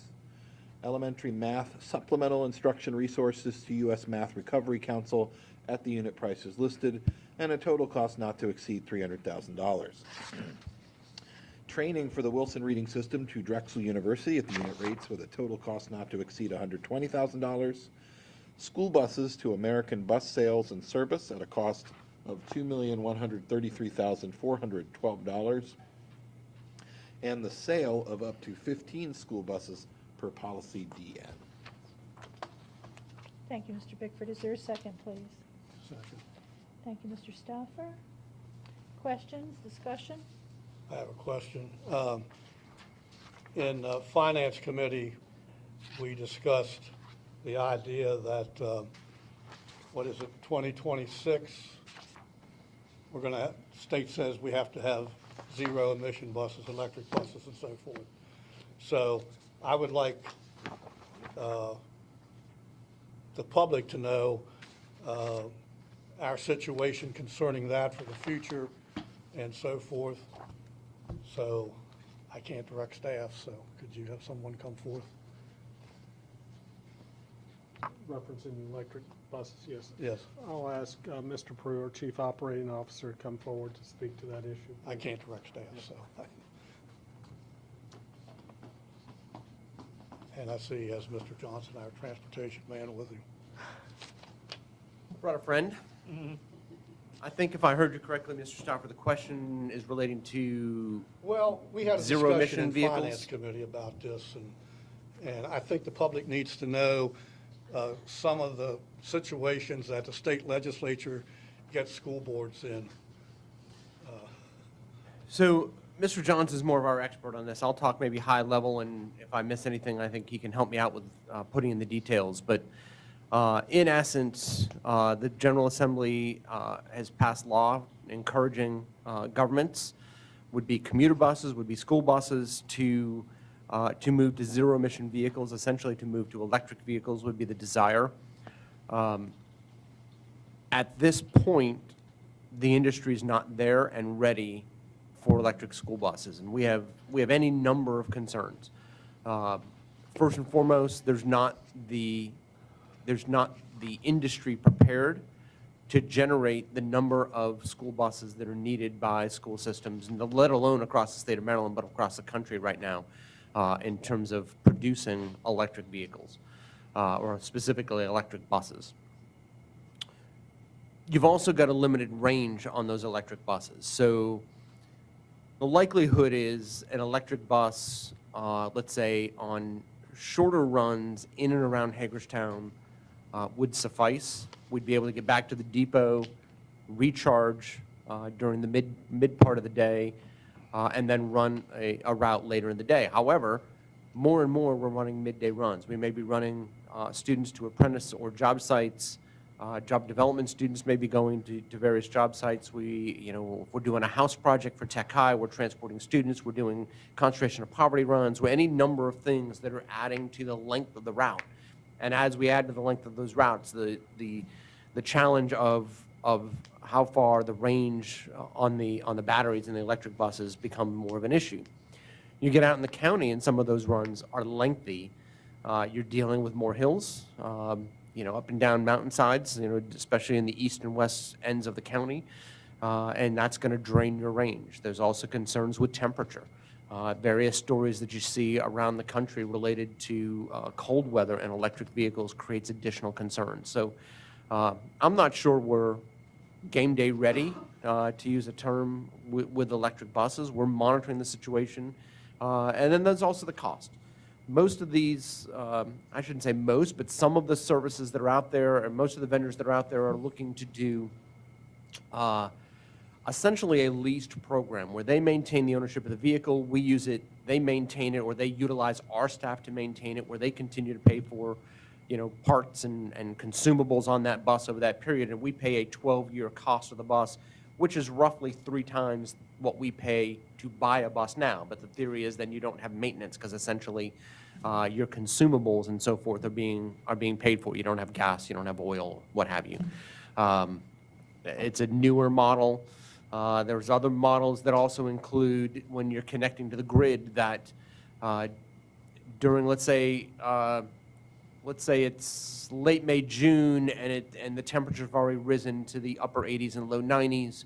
The bus returns back to the bus depot and is hooked onto the grid, and the grid may actually draw the remaining value of that battery, the remaining charge of that battery out, to give it to the grid, to support the grid during times of peak need when homes, let's say, are really pushing air conditioning.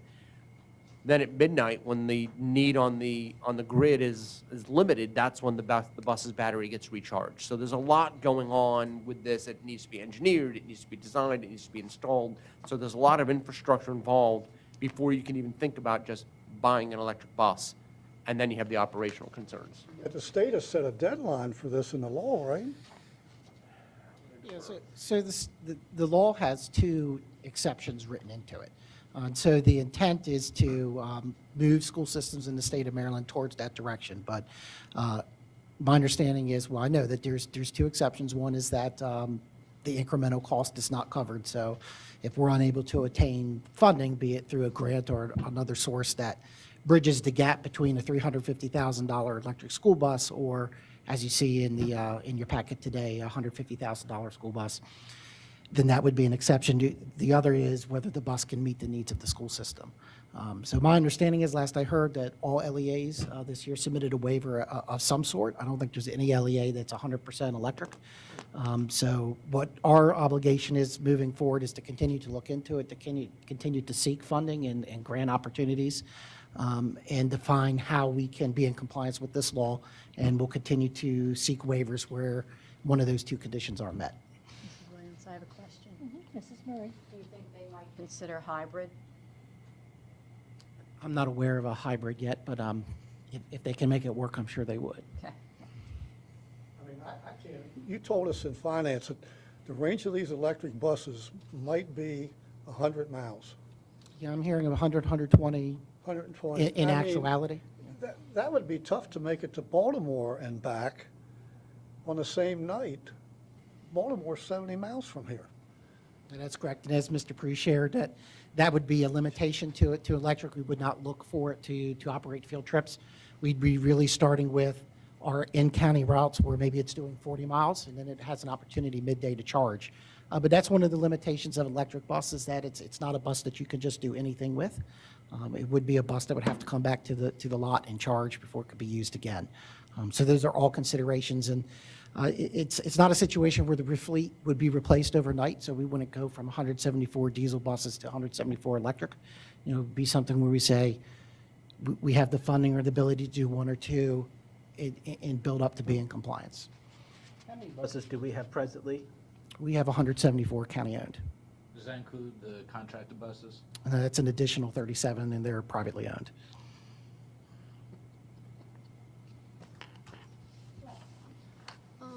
In terms of like gas versus electric buses, how much do you save on the fuel?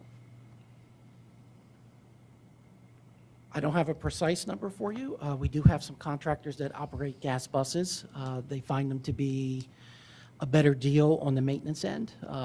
Keeping a diesel engine bus with the amount of regulations on the EPA that go into keeping the fuel clean is very expensive, particularly with the repairs.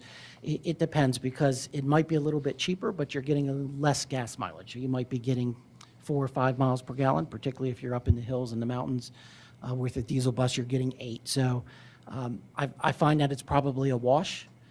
And so the issue is more maintenance over term, but they're starting to make a reappearance, believe it or not, particularly with contracted fleets. But we don't know how the maintenance stacks up over 12 years, because they're not out there. And I think this one, you know, if in talking about just fuel as opposed to the electric, while I don't have the budget book in front of me, within the transportation page, we can find, and I can share that with board members, what our diesel cost is annually to provide fuel into our fleet. Our county-owned buses are all diesel engines. We've got a few contractors now using unleaded fuel, but then we'd have to, you know, not know. I don't have good data at this point to say how much would our electric bill increase if we were then charging 174 buses compared to the diesel fuel that we're currently paying. Yes. Yeah, maybe the state will put 2 or 3 charging stations up on Raven Rock Road for us, right? I don't know if this question would be for Dr. Willow or Dr. Webster, but regarding the Wilson Reading Program, I don't know if that's the same thing as the, and I can't remember off the top of my head now what the name of the reading program was that we've had the parents talk. CKLA. No, the parents talking about the. Dyslexia. Is this CKOA? This is not No, the. Wilson is. So this is Wilson. Yeah, This is yeah. Wilson. So This is it. yeah, so the one that's the other option to help students with dyslexia. Yeah. So I don't know if you could kind of explain to us, is this the direction we're headed, or we're going to use these as complements still, and kind of elaborate on that a little bit? Yeah, absolutely. I believe what you're referring to might be OG Plus. Yeah, yeah. And so we've had, we actually have both programs, and really, Mr. Evans, what it comes down to are the individual needs of the student within the IEP process. We did expand and complete training this summer for OG Plus. I believe our number now is close to 28 teachers that have started that training. This procurement is for Wilson. And again, probably some of the principles are similar. OG Plus uses more of a multi-sensory support approach. And so what we might see happen is we might start with an OG Plus, or we might have a student in Wilson, and if they're not making progress, look toward the OG Plus. We do have some ESSER funds remaining, and the goal here is there are really 3 levels of Wilson training. And you have that introductory course, which we've talked about before, but tonight we're asking not only for the introductory course, but to send some of our staff to level 1 and level 2 certification. And the benefit to us is once staff actually reach the level 2 certification, they can then train our staff. So there's value there of being able to do that internally long term. Thank you. Yep. Any other questions? Okay, we'll move to the vote. We're voting to approve the awards, renewals, and procurements as read by Mr. Bickford in his motion that was seconded by Mr. Stauffer. All those in favor, please raise your hand. All right, we have 6 affirmative. Student member concurs, so we have an approved consent agenda. Thank you. Thank you.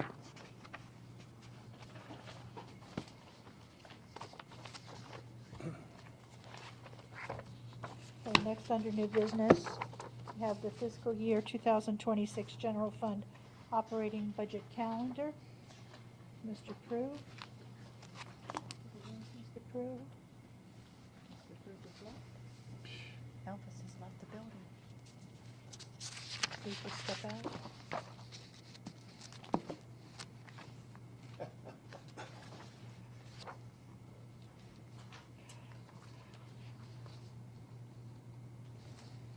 Sorry about that. That's all right.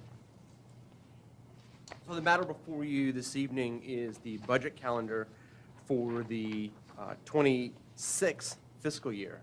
So excited to be talking about the 26th fiscal year.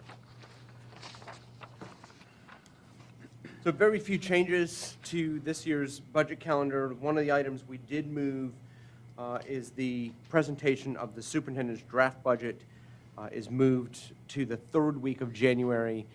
The reasoning behind this is, as you may recall, during the last fiscal cycle, we presented a superintendent's draft, and then we got a twist from the state as the governor's budget came out.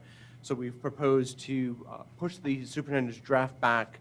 This will be should be approximately 6 days after the governor produces his draft. We may not have official numbers yet, but we're getting pretty adept at reading through the governor's volumes in his budget to be able to find the allocations for WCPS that we should be within close swinging distance of where the final budget from the state will actually lie, barring any changes from the General Assembly. So that's the primary change, and then we'll continue to work through the budget process with the board in a similar fashion as we have in prior years, hoping to adopt a budget in April prior to the commissioners approving their budget in May. We reviewed the calendar with the Finance Committee last week, and we would be seeking their approval to move forward. A motion, please. Madam President, move to approve the proposed FY 2026 budget calendar as a general guideline for development of the fiscal 2026 budget. Thank you, Mr. Stafford. Is there a second? Second. Thank you, Mr. Bickford. We'll move to the, any questions or discussion? Yes. So, I feel like we have this discussion every year, but I'm gonna ask it again, because I don't remember what the answers are. I'm looking at the April section of it, where on the 15th, we vote to adopt the superintendent's draft budget, right? And then on the 18th, we receive final FY 26 state aid reports. And I feel like that was a cause for quite a bit of the problems we had, where we had to keep coming back and forth, where, you know, it just seemed like there was a lot of extra work, and I feel like that date was part of the problem. Would it make sense to try to move that back a little bit? Do you see what I'm saying there? The challenge is you're stuck in a window between the end of the General Assembly session and when the commissioners want to approve their budget and what state law says about approving the budget. So state law indicates that while it doesn't specifically say approved, as we've looked at it, we believe the intention is provide an approved budget to county government no less than 45 days prior to their deadline to levy taxes, which of course would be June 30th. They have to have their appropriation and their tax levy for the coming year by June 30th. So when you backward map that, or it says, or other days as identified by the governing body of the county. So at the latest, we could go May 15th, but typically by that juncture, the county is approving their budget, or at least getting it to a point where they're going to hearing. So we need to be ahead of that. So we really need to be in April. The challenge to last year's budget was, at the state level, was twofold.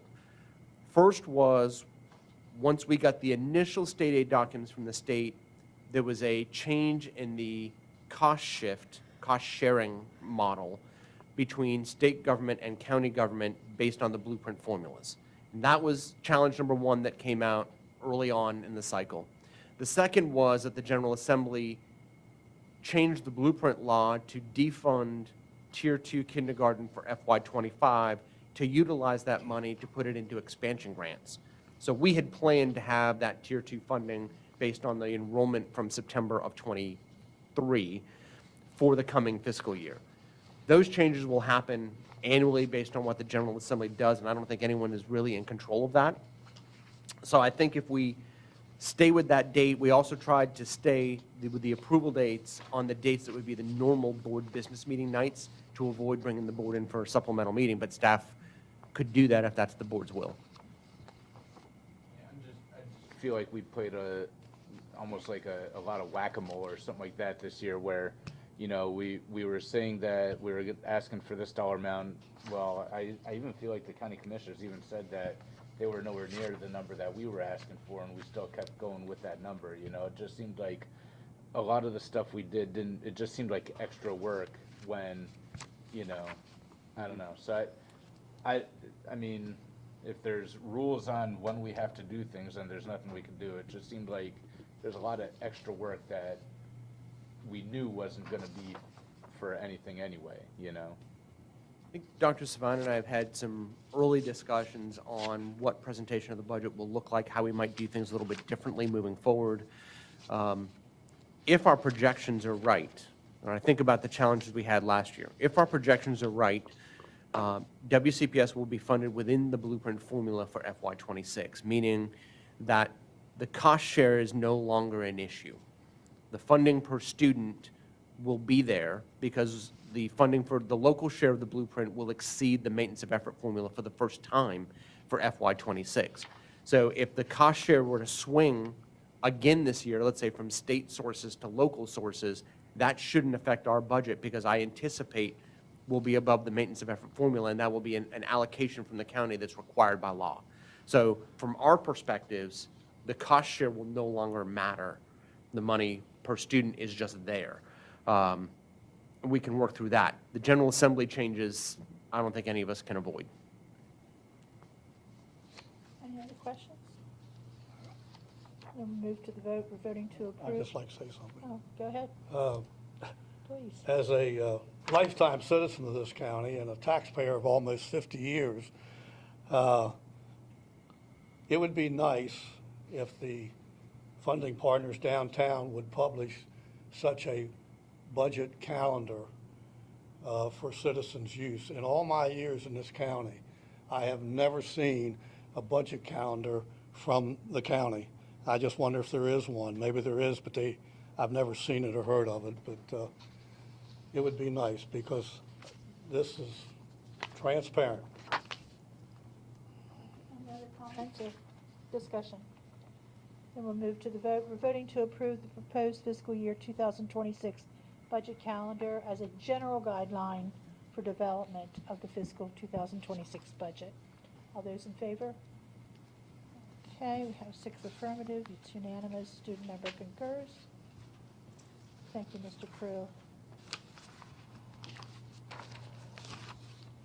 Next up, we have advertising right, consideration of advertising right with South Hagerstown High School Athletic Boosters.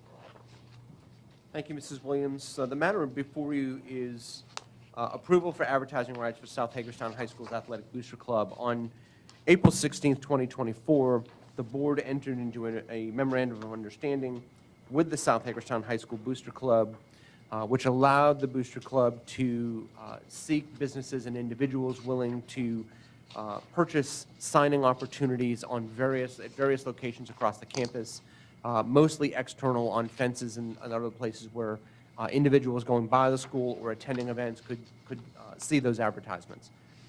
The matter today is approval of a handful of commitments that the Booster Club has received so that those signs could be produced and hung prior to the coming school year and the athletic season. And you have copies of the proposed images in your packet as well. Yes. Is there a motion, please? Madam President, move to approve the assignment of advertising rights as requested by the South Hagerstown High School Athletic Booster Club. Thank you, Mr. Stauffer. Is there a second? Second. Thank you, Mrs. Murray. Any questions, any discussion? The Mr. signs that Stauffer? are already up there, are they being grandfathered in, or are they the one included in the list in our packet, or what? I think my discussions with school administration is they recently took the ones from last year down, and as we head now into the new school year, these will be the only signs that should be posted on the fences. There was no grandfathering of any of the existing agreements, because they were all one-year agreements. And the second question is, I think I know the answer, but you can correct me if I'm wrong. Is there now just one booster club at South High? That's correct. There's not? There's not a second, Okay. correct. Thank you. I have a question, Mrs. Williams. Yes, sir. Jeff, how consistent is this with advertising at all schools? I mean, are we kind of keeping in line? We're working through a number of agreements. So at this time, the board has approved agreements with Boonesboro High School's boosters, Clear Spring High School boosters, and South Hagerstown High School boosters. I'm in the process right now working with the Smithsburg boosters on a similar advertising rights agreement, separate from the naming rights agreement they have as part of their public-private partnership project. On my ticker list, it really, at this point, is to get to North Hagerstown High and also to Hancock to work with those booster clubs to establish a similar agreement so we have similar parameters across all our schools. And of course, at Barbara Ingram School for the Arts, we also have a naming rights agreement there with the Barbara Ingram School for the Arts Foundation. So if I would want a sign at South High, are the same pricing that's going to be available at North High, or is that going to be set differently? It's set differently by each of the booster clubs based on what they believe they can obtain in value for the sign based on the size of the sign, the location, and the term of the agreement. Okay. As you note, there are 2 signs this evening that you're approving that are 3-year terms, and the rest are 1-year terms. Any other questions? Any further discussion? Move to the vote. We're voting to approve the assignment of advertising rights as requested by South High's Athletic Booster Club. All those in favor? Okay, we have 6 affirmative. Student member concurs. Thank you. Thank you, Mr. Prue.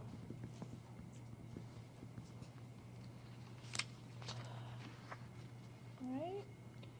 Next, we have consideration of the appointment of Washington County Board of Education's representatives to the Maryland Association of Boards of Education Legal Services Association.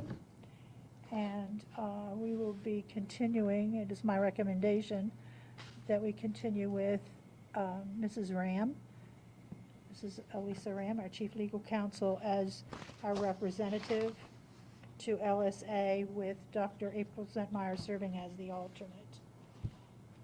Is there a motion, please? So moved. Thank you, Mr. Evans. Is there a second? Second. Thank you, Mrs. Murray. Okay, any discussion? Any questions?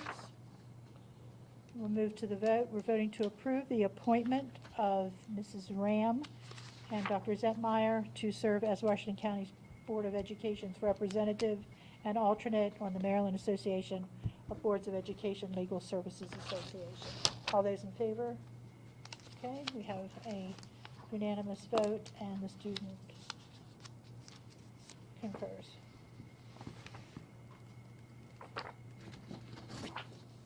Okay. Next up is consideration of the Board of Education Advisory Committee appointments, and we have Dr. Webster here for that. Good evening. Good evening, President Williams, members of the board, and Dr. Savine. I am here this evening to request your approval for the proposed candidates for membership on one of our board advisory committees. Thank you, Dr. Webster. Is there a motion, please?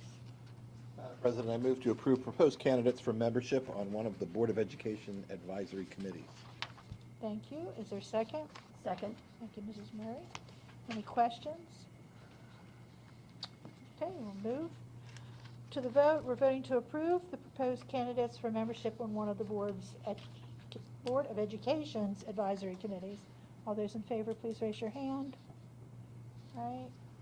Thank you. We have 6 affirmative. Student member concurs.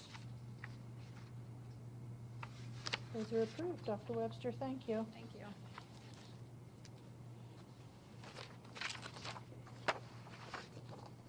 And now we are to the superintendent's report. So Dr. Savine, turn things over to you. Good evening, President Williams, Vice President Stauffer, and members of the board. I'm excited to share the annual update about our Reading Apprentice Tutor Program. This initiative is valuable in supporting our striving elementary readers while also growing our own workforce of educators by training high school students to be reading tutors. This time I'll ask Dr. Gary Willow and his team to join us now, and they'll provide additional details regarding the success of this program. Good evening, President Williams, members of the board, Dr. Savine. It is a pleasure to be here tonight to talk a little bit about the Reading Apprenticeship Program. As we enter year 3, the report tonight is really about the results from last year during the 23-24 school year. So I think it's a good reminder, even though we've talked about this last year a little bit, why Reading Apprenticeship Program? Where did this idea sort of come from, and what's the rationale behind it? And I think, there are 2 statistics that I think are powerful. One, when we look at the current adult literacy rate, we know, not just WCPS, but as a nation, we have to do better with literacy instruction. And so we know that that continues to be a challenge, but we also know that research continues to show that early intervention is our best course of action. As an example, this Board of Education has invested in pre-K, right, to build those early literacy, math skills, social emotional learning skills. But we also know that we're facing a teacher shortage. And that's really the second reason for this, because there is something magical. And when you go out and you visit these reading tutors in action, and they're working with elementary students, and you see the excitement. I know Dr. Savine, we've witnessed it before, and members of this team have witnessed it, and some of you as board members have joined us in classrooms.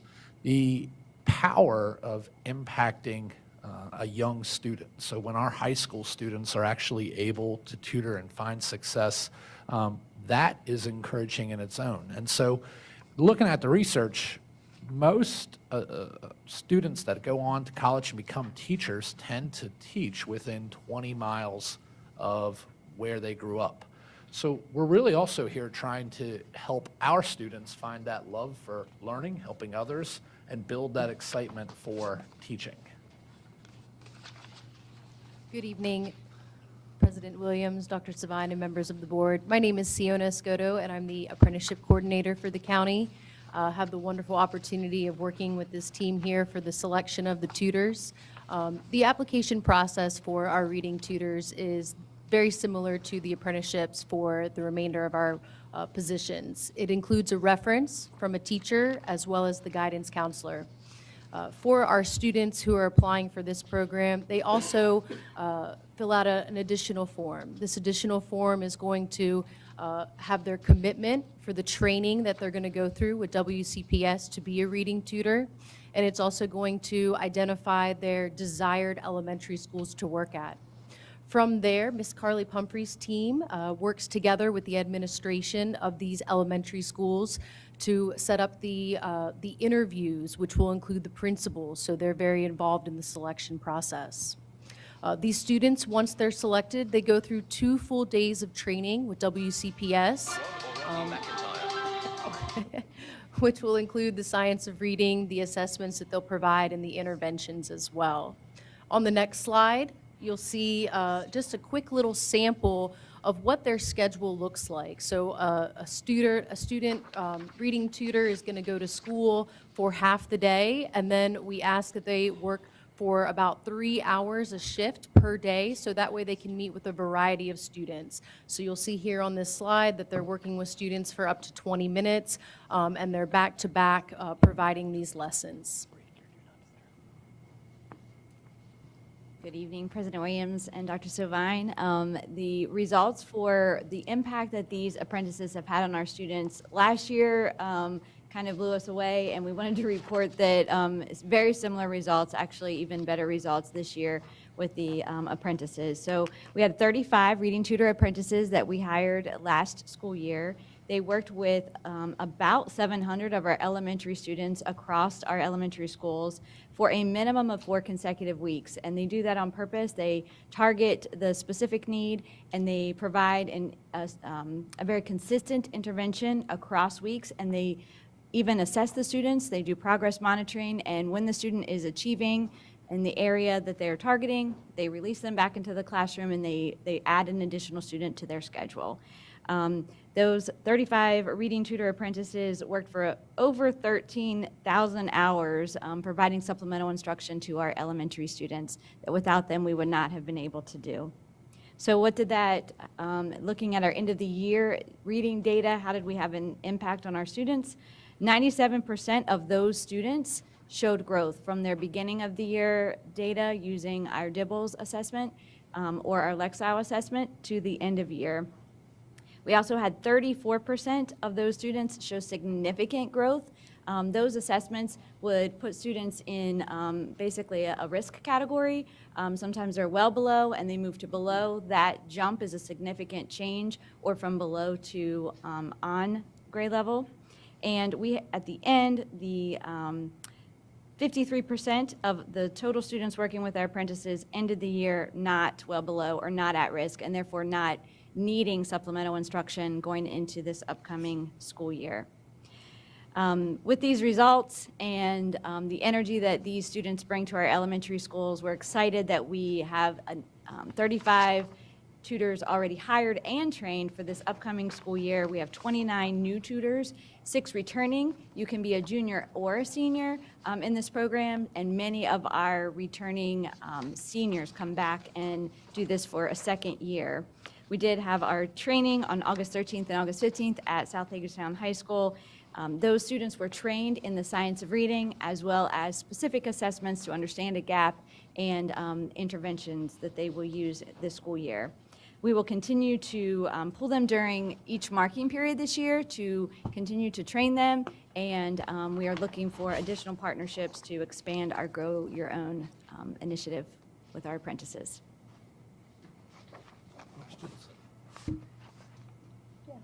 I just want to say this. On a visit to Fountaindale last year, I was in a class, and the young man was a reading tutor, came in, and I asked the teacher, what's that young man? And she said, he's a reading tutor. So I said, would you mind? I asked the teacher permission. I said, would you mind if I sat in as he worked with this one child? And I was impressed with the way that young man interacted with that young student and the attention that the young man had. Hopefully, all our tutors are that good, but I was impressed with that young man. He was from North Hagerstown, I believe. Yeah. And Mr. Stauffer, I think this year we had a larger number of applicants. Ms. Pumphrey, was it around 70 or? We had close to 70 applicants. 73 applicants. So we were only able to choose 35 based on our current budget. And so it continues to grow year 3. And I can say, I know Ms. Murray and Mr. Guessford, we got to meet the new tutor group at CNI, I guess last week. And I think it's a pretty impressive group. Mr. Evans? Yeah, so thanks for all the work you do. I'm going to start out by saying that I love the idea of the apprenticeships and tutors. I think it's just great. The numbers have shown it. So I don't want this question to make it sound like I'm against it, but is it safe to say then, when you talk about the students being trained in the science of reading, that the use of the apprenticeships and the science of reading have helped increase the scores, or can we separate one from the other? I actually am very glad you asked that, because I probably neglected. The apprentices definitely are one variable to supporting the growth. Those students also get strong Tier 1 instruction from their classroom teachers using our purchased resources. And they also get various supports throughout the school day. And so no, we can't just say that this is just the apprentices 100%. It's difficult to narrow it down to the one thing, because obviously we do whatever we can to support our elementary students. So it would be the resources, the Tier 1 instruction, as well as the supplemental instruction. Thank you for asking that. Yeah, absolutely. And I think later on, if I remember correctly, I think we saw it on the future agenda items. Are we going to get a report on the MCAP data again soon? And will that also help us understand how CKOA is, or is it still too early for that? Well, I think to answer the first part, yes.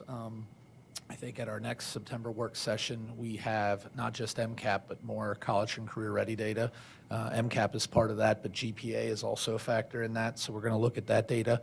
CKLA, the success of any HQIM tool, MCAP alone probably isn't the only predictor. And I think we've had these conversations before where we look at local assessments. At CNI, we've used DIBEL data, Lexile data. And the reason for that is, we start instruction in pre-K. So the use of any resource starts there. And then we have kindergarten readiness data. We don't actually begin testing or assessing until 3rd grade. So what I think would probably be more fair, Mr. Evans, is to look at multiple measures of data that tell us, how we're doing instructionally. Right, makes sense. And then just one last question. Looking back at the reading apprenticeship schedule, and I know you got a lot of work doing that, so I appreciate that, Siona. Do we limit the amount of time that the high schoolers can work with the elementary school kids, or do we limit the schedule that they can have as far as furthering their own education by starting the high schools at 8:30 rather than earlier in the morning at, like, say, when I taught in Anne Arundel County, it was 7:30 we started. So that extra hour that they're missing out on, they could maybe be taking an extra class and then spend maybe a 4th hour with the students or whatever. Is there something that we're doing with our start and stop times that might be limiting the effectiveness of this? Well, I think it's probably hard to fully answer that because I think some of that goes down to an individual student. And what I mean by that is some students have more flexibility within their schedule to take on additional hours, and we do have students that go more than 3 hours a day because their schedule allows for it.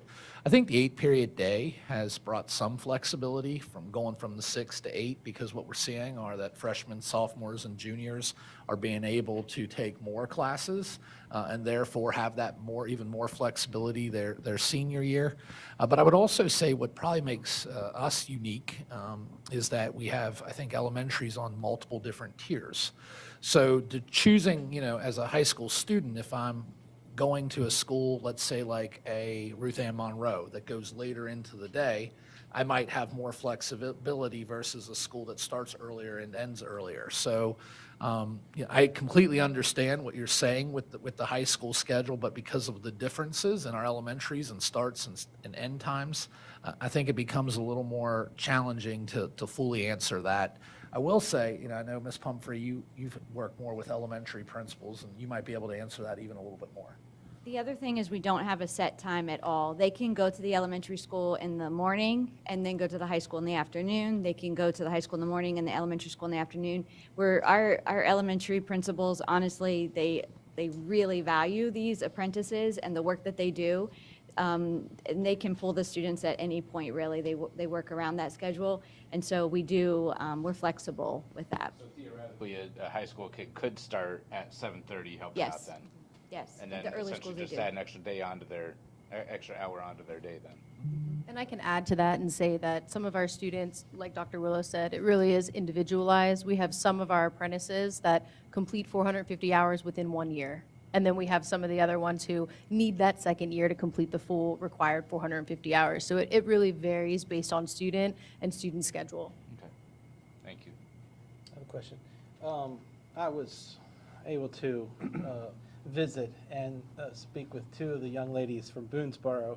Of course, one was the teacher and one was the student, and it was kind of fun to interact that way. They were very excited about the program. I believe they said both of them were new to that, so they were kind of learning. So my question here is, I noticed that it says 53% end of the year, not well below or at risk. How are we changing things to increase that number for another year, that we can see an increase, or are we still doing the exact same thing and hoping for better results? Yeah, another great question. So that's part of our team's responsibility over the summer. We collect data regularly and progress monitoring data around our interventions. And the interventions that are not showing adequate growth for students, we stop using them. And the ones that, for example, CKLA, using the lessons within CKLA below grade level for the students. For example, a fourth grader who has a skill need on the second grade level, we can use the CKLA second grade lessons for that student. And we were seeing significant growth with that resource. Feedback from teachers, though, was that it was a little difficult to use as a fourth grade teacher. How do I teach the second grade skills as a fourth grade teacher? Our team worked to make that a pretty usable resource that even our apprentices could be trained on in these 2 days and be able to use. So we are definitely regularly, with our MTSS software, our program, we're able to collect data on every single intervention, the impact it's having on our students, and we narrow the focus and try to do more of what's working, improve some things, and then stop doing things that are not having an impact on students. We always hear and tell parents, read to your children. It's very important. Has anyone or any researchers done any extensive longitudinal studies about the impact of parents who did read to their children and the progress they made and so forth? And Absolutely. There's lots of research around the power of being read to and doing a variety of activities at home. That's another thing, and another goal of our team is to really help our parent community know the variety of things you can do to support literacy in the home, down to nursery rhymes and doing rhyming games and just talking with your students with rich vocabulary. There's a lot of things that in the home can really support improved literacy. And don't we send books home with children? Oh, yes, absolutely. I mean, so. I have two questions, just out of curiosity and involving logistics.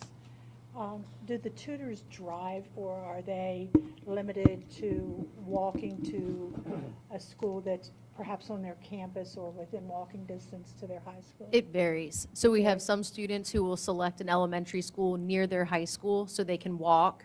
We have some students who drive themselves, and we have some parents who will actually transport students. That's part of the application process, is to help determine what is the driving plan, whether it's the student driving or whether it's a parent driving. Okay, thank you. And my other question has to do with consistency. Does a child work consistently with one tutor, or might a child see several different student tutors? Typically, one of our apprentices has an established schedule. The schedule example that you saw in the presentation would be very similar to what one of our apprentices would have, and they would work with the same students every single day over at least 4 weeks, and sometimes longer than 4 weeks. So your individual student in the classroom would work with the same apprentice every day with a consistent approach using a consistent intervention.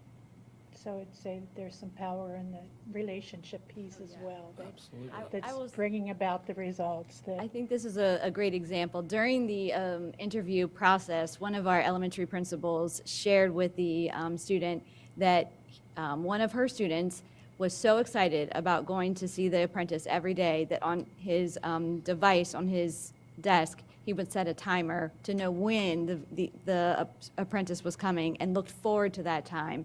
And that is the case in many of our students. They really look forward to that relationship. They look up to those apprentices as role models. Mrs. Murray? And I was also wondering, does that help improve attendance? I would like to say it supports it 100%. They have someone who cares about them, that looks forward to meeting with them every single day. So I would say it would definitely have an impact. I would just like to highlight what something Ms. Pumphrey said earlier, and I think it's important that it really is a team effort to close gaps. I mean, our school principals, our teachers, our paraprofessionals that are full-time paraprofessionals with WCPS, and our reading tutors and our parents and those that volunteer in our schools. It's really everyone working together. That's when we're going to close the most gaps. It's never one group. It's collectively the whole team. We're very proud of our high school students. They do an amazing job, but it's really the power of the team all working together, and that's where we can see when we make the most progress. President Williams, if I may, I want to take this opportunity to thank our presentation team.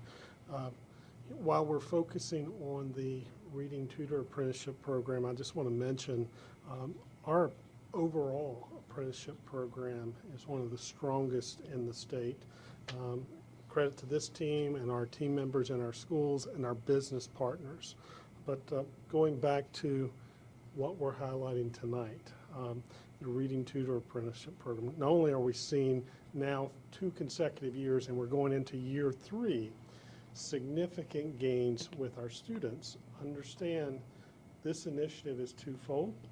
We're also seeing some opportunities where we are continuing to grow our own, and we have more apprentices that are interested in pursuing careers in education, whether it's paraprofessionals or teachers. So we're reaping the benefits in several different ways. And I just want to go back to the data that we shared because it's quite significant.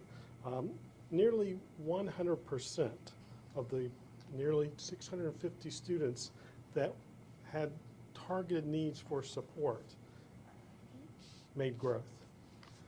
We know working with and closing achievement gaps, the other piece that stands out to me is over half of those students were removed from being at risk.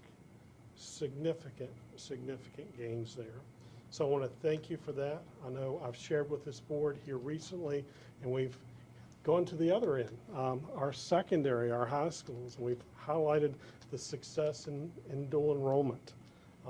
Here recently, I just shared with this board some significant data regarding how we're closing achievement gaps with dual enrollment rates that are some of the highest, if not the highest, in the state. So I want to credit our elementary and secondary team members for aggressively closing achievement gaps and providing opportunities for our students and getting them excited about their learning experiences and living our new strategic plan. So thank you. Thank you all. Thank you all.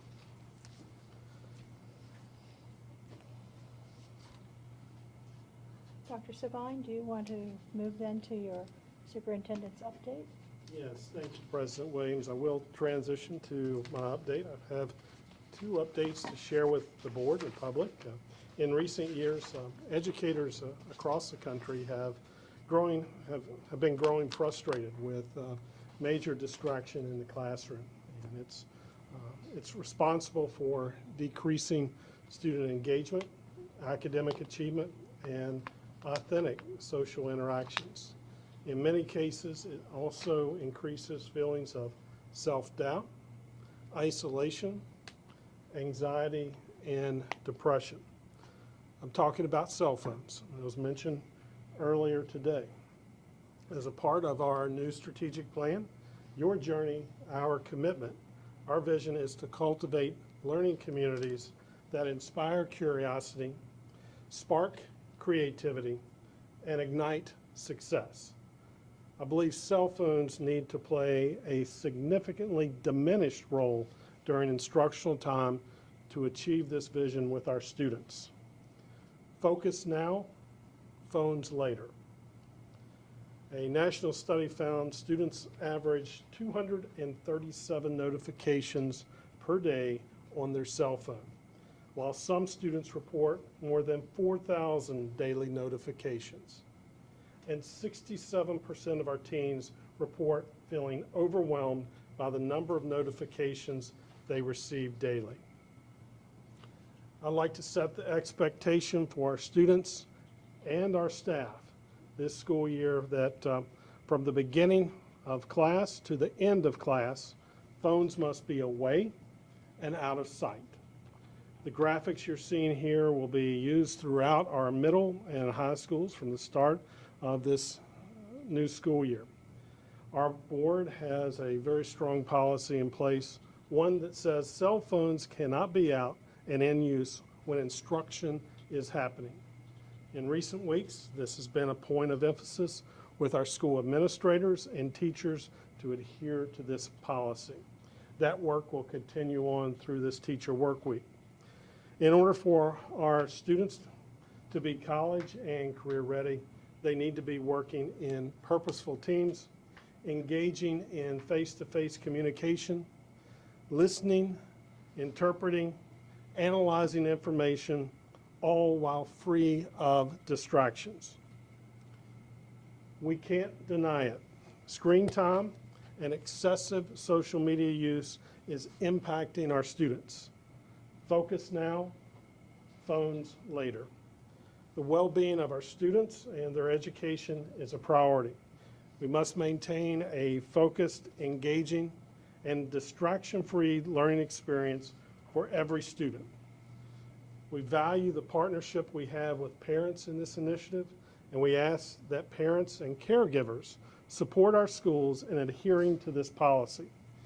If there is ever a need to reach out to a student for a timely manner during the school day, we welcome all of our parents and caregivers to call our school. While we cannot control what happens outside of school, we value this approach to providing an excellent learning environment. Thank you for allowing us to focus on our role of educating students and looking out for their well-being during the instructional day. Once again, focus now, phones later.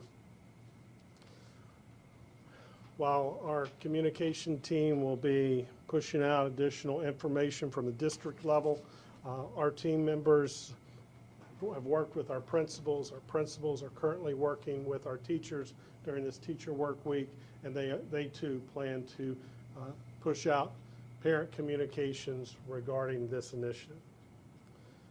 Also, I'd like to mention that last week it was my privilege to welcome over 150 new teachers to WCPS for our teacher induction program. This week, we now have nearly 2,000 teachers back in their classrooms preparing for the return of over 22,000 students this year.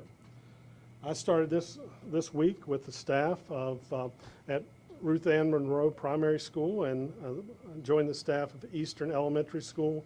They gathered together, as you see here, at the Maryland Theater to hear from Heather Forbes, a social worker who authored a book, Classroom 180, that we've used extensively through our culture and climate work, started last year and continuing on through this year. I also had the opportunity to join the staff at South High on Monday, who were engaged in a poverty simulation. This experience helps staff better understand what some of their students may be facing regarding challenges outside of school, and these perspectives can support teachers in removing barriers to learning and building trust with students. Many of our teachers across the district have continued to work diligently over the summer, participating in numerous professional development workshops and teaching summer school to help our students stay on track. I'd like to thank all of our educators for their continued commitment to serving our students. Our staff who returned this week are also getting a personalized introduction to our new strategic plan, Your Journey, Our Commitment. I've worked with our communications team to finalize a video that outlines our priority areas and connects the district plan to their school improvement planning initiatives. I'm looking forward to working alongside all of our staff, our board, and our community in carrying out this work over the next 5 years. And finally, as we prepare to welcome students back on this coming Monday, August the 26th, I ask that our community be mindful of children traveling to school, walking and riding our buses. Always give some distance and care on watching out for our students, and never drive around the bus when the stop arm is extended and the lights are flashing. Student safety is a top priority as we welcome everyone back to school. Certainly, we look forward to seeing our over 22,000 students next week. I want to thank all of our team members who are in service pre-opening week this week, and I look forward to visiting more schools as we continue through this week. And our team, we've established a schedule where we will be out in the schools visiting all of our schools next week. It is an exciting time. I certainly invite board members to join us on our visits. I know we do have at least one state board member that will be joining me on the first day to visit our schools. President Williams, members of the board, that concludes my update. Thank you, Dr. Savine. Okay, we'll move next to personnel action. We have Dr. Webster coming forward to. Good evening again. President Williams, members of the board, Dr. Savine. As discussed earlier during closed session, there are several staff changes for your review. At this time, I ask for your approval of tonight's personnel actions. Thank you, Dr. Webster. Is there a motion, please? President Williams, I move to approve the personnel actions dated Tuesday, August 20th, 2024, as presented in closed session. Thank you, Mrs. Murray. Is there a second? Second. Thank you, Mr. Bickford. We're voting on personnel actions as approved today. All those in favor? All right, we have 6 affirmative, unanimous vote. Personnel actions have been approved. Thank you. That brings us to reports to the board.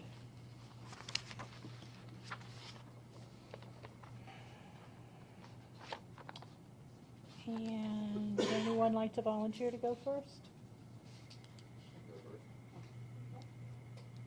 Finance Committee met last Tuesday where we discussed the consent agenda, reviewed upcoming planned purchases, and we are next meeting in October, I believe, but I'll report back later on a specific date. Thank you, Mr. Bickford. Anyone else? Mrs. Murray? I would like to report on curriculum and instruction for Dr. Zentmeyer. We met Tuesday, August 14th at South High. As Dr. Willow said earlier, we had the opportunity to meet the new reading tutors. We had an arts presentation. Enrollment is up in our music and arts courses and programs in our secondary schools, and now we are above the pre-pandemic levels. The National Association of Music Merchants Foundation has named Washington County Public Schools one of the best communities for music education. And he wanted to thank all of the boosters for the support of our arts programs. Under the blueprint, Washington County's blueprint was approved by the Accountability and Implementation Board and the Maryland State Department of Education. We learned that we have 150 teachers awaiting their scores for the National Board certification in December, and WCPS now has 79 National Board certified teachers. Under summer professional learning, 5 courses were offered for MSDE credit courses with 99 participants for the past summer, and these teachers earned credits towards licensure or certification for attending. There were 119 workshops with 2,766 participants. We had a pre-K presentation. Our elementary schools earned the highest rating, level 5, on the Maryland Excels for our pre-K programs. We looked at the preliminary pre-K application numbers for pre-K. We also reviewed some of the professional learning opportunities. All right, anyone else? The Policy Committee will meet on August 29th at 9:30. Thank you. Mr. Guestfield? Facilities will be meeting this coming Tuesday at 1 o'clock. Thank you. Anything from student government? At the beginning of this month, I attended the Maryland Association of Student Councils Advance at the Lathrop E. Smith Center in Montgomery County, which Advance is a 3-day leadership retreat where I was recertified as a workshop presenter, and I gave updates on the state of the Washington County Association of Student Councils. I also attended the Maryland Associations of Boards of Education new board member orientation in Annapolis on August 12th, where I learned more about the board member's role in relation to the school system, and I also got to meet many of the other student members and student representatives across the state of Maryland, and we were able to engage in very meaningful discussion and exchange some ideas and experiences that I will be taking back here in my work. And other than that, first day of school is Monday, and I will report back about how the first month or so of school goes at the next meeting. Thank you, Ms. Lang. Under miscellaneous business, per usual, we have our list of future agenda items. You have a list coming up on the 3rd of September. That will be our next work session. We'll be discussing our fiscal year 26 budget priorities. And as Dr. Willow said earlier, we will have some MCAP results from the 2023-2024 school year that we'll be looking at. That's it for future agenda items. If you have something in mind that you would like to see on an upcoming agenda, please let a member of the Agenda Planning Committee know so that we can take care of scheduling that. Okay, we'll move to board member comments. Would someone like to volunteer to go first? Yeah, so I actually had a couple of teachers reach out to me, and they had some questions and concerns, so I just kind of wanted to bring them up. One of them, just went to sleep. One of them I think could be answered right now. Can students who are staying after school for tutoring, can they ride the activity bus home? Do we know the answer to that? You mean the Twilight bus? Yeah. Can students who are staying for after-school tutoring take that bus home or not? I'll yield to Dr. Wilcox in terms of the And if we activity need, bus, if yeah. we need to come back to that, then that's fine. Yeah, He knows the answer. Mr. Evans, that varies by school. Some schools have twilight services or after-school activities or tutoring, for example, so there's a bus that some students could access. Other schools do not have that, so it varies by school. So the best thing would be for students at that particular school to work with their school administration or counseling department in terms of what the bus schedule is after school. I know North has a twilight bus certain days a week, South has one every day, but not every high school has one. Okay, and that's, I would imagine, would that also go for maybe middle school and elementary as well, or?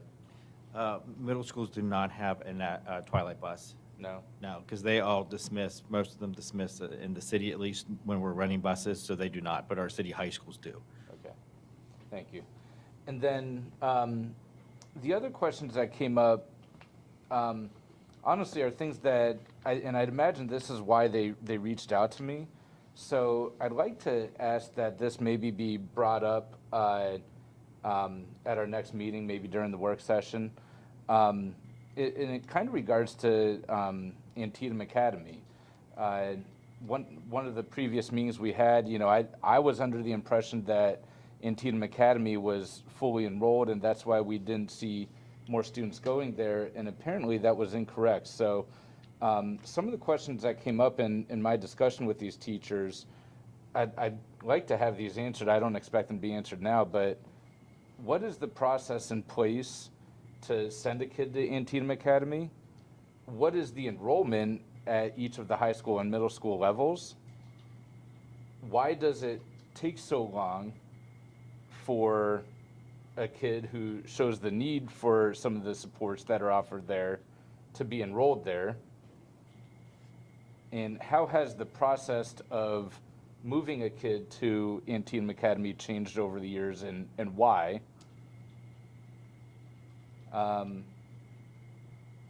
This one, probably a little late asking this one, what kind of specialized training do we give teachers at our COP schools, where we do see most of our behavioral problems, so that they're better equipped to handle some of these, poor behaviors that we're seeing from students, whether it be new teachers or inexperienced teachers? And do we offer incentives for teachers and or parents to start PTAs so that we can promote more of the community school partnerships there, promote promote better involvement there. So, and I could send that out to an email. I see you trying to write all that down, Ms. Williams. President Williams, if I may, to the Innovate Ed questions. The board may recall last year in the spring we devoted a work session to that process and highlighted that adjustment. I'll be glad to work with the agenda committee. I know we have an established work session moving forward through the next couple months, but certainly would be more than willing to work with the agenda committee to blend this in to address those questions. Anyone else like to go? I'll go next.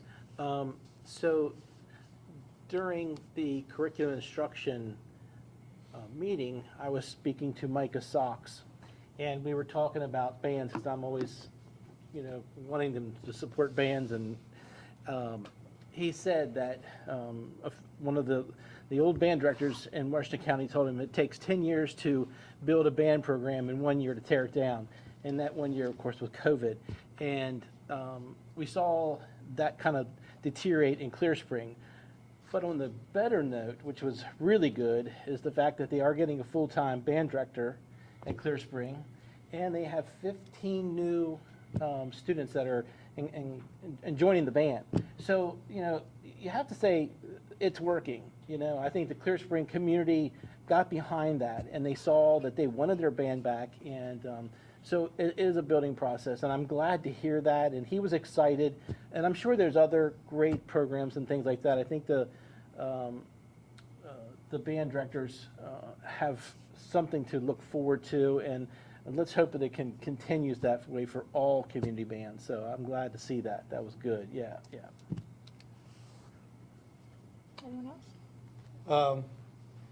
Had the great opportunity to attend the first day of the A&S get-together at South High. It was very interesting to see all the new people in administrative positions who had been switched and so forth. Also had the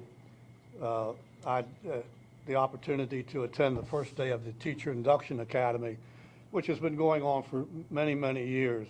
And that's a great thing, because I can remember my first day as a teacher a few days before I got my new schedule, and 2 of the classes didn't even have written curriculum with them, so I had to create curriculum and so forth. And it's just nice to see how it's come. We didn't have mentors in those days or anything. It was, here's your key, and I can remember the principal handing me my candles for the classroom and telling me where to park the horse and buggy and all that type of stuff. I joke there. I did have the opportunity to attend the Salem Avenue Walk, and that was very revealing of the walking area that those kids do and so forth. And I'd like to say this about the cell phone things. Parents, please help the school system to regulate cell phones in the schools. Tell your kids to obey the regulations and make it easier for them to be enforced. Parents have a big role in maintaining discipline in schools. It's not all up to the staff and the teachers and so forth. And I'm a firm believer, if a child doesn't learn discipline at home, it's going to be tough to discipline them when they're in school, especially under the rules of which schools operate today. Schools cannot use corporal punishment. Just a fact of life. And so those people out there who think that we can just grab a kid and shake him and do all those types of things that teachers used to do to us decades ago, you're not going to do that today. So parents have a big role. And during my time as a teacher, I happened to be in the office at Williamsport High School one day. What I was doing there, I don't know. I had walked over to the office. I was on planning. And apparently a child had had his or her cell phone confiscated. And I don't know the circumstances of it, but I remember to this day, years later, is the fact that there was a parent in there and the parent was not backing the school. The parent was backing their kid. You can't take my kid's cell phone. Again, I don't know the circumstances, but parents, you have a big role in helping the school system. Thank you, Mr. Stauffer. Anyone else? School graduation? Go for it. Mr. Bickford and I had the proud pleasure of officiating at summer school graduation at South High, and it was very rewarding to see the students earn their diplomas, work so hard over the summer. And I also attended the new educator workshop at the first day, and that was exciting. So, good things to come. Thank you. Mr. Bickford, do you want to say anything? It was a great ceremony. It was fun to see the kids so excited about getting their diplomas. And what's that? 15 minutes. Oh, yeah, and it was a nice short ceremony, too. 15 minutes. And also just to want to wish the best to everybody as school begins. Thank you. Did you want to say something? Yeah, I'm just ready for school to start, last year of high school, so yeah, I'm excited for that. Thank you. Like Mr. Stauffer, I was in attendance at the ANS leadership meeting at South High, and again at South to welcome the over 150 new teachers who have decided to take their career to Washington County Public Schools, and we're very grateful. Very diverse group from all over the United States, and with lots of, some with no experience, some with a little experience, and some with a great deal of experience. So we welcome those new teachers to Washington County Public Schools. I know that our teachers and school staff are back to school with their pre-service days this week, but I also know that many, many teachers were in the schools preparing their classrooms for students well before Monday. And I just want them all to know, all of our teachers, our nearly 2,000 teachers, how much they're valued, how much they're appreciated for all they do above and beyond each and every day. The other thing I'd like to say this evening is we heard a lot during public comment about freedom of speech. And we have a forum here where anyone can come and speak to the board about anything, any concerns they have about our school system. And they have that freedom to express their opinions and to let us know, to give us that feedback. But there's no truth serum administered, and we have no way of knowing.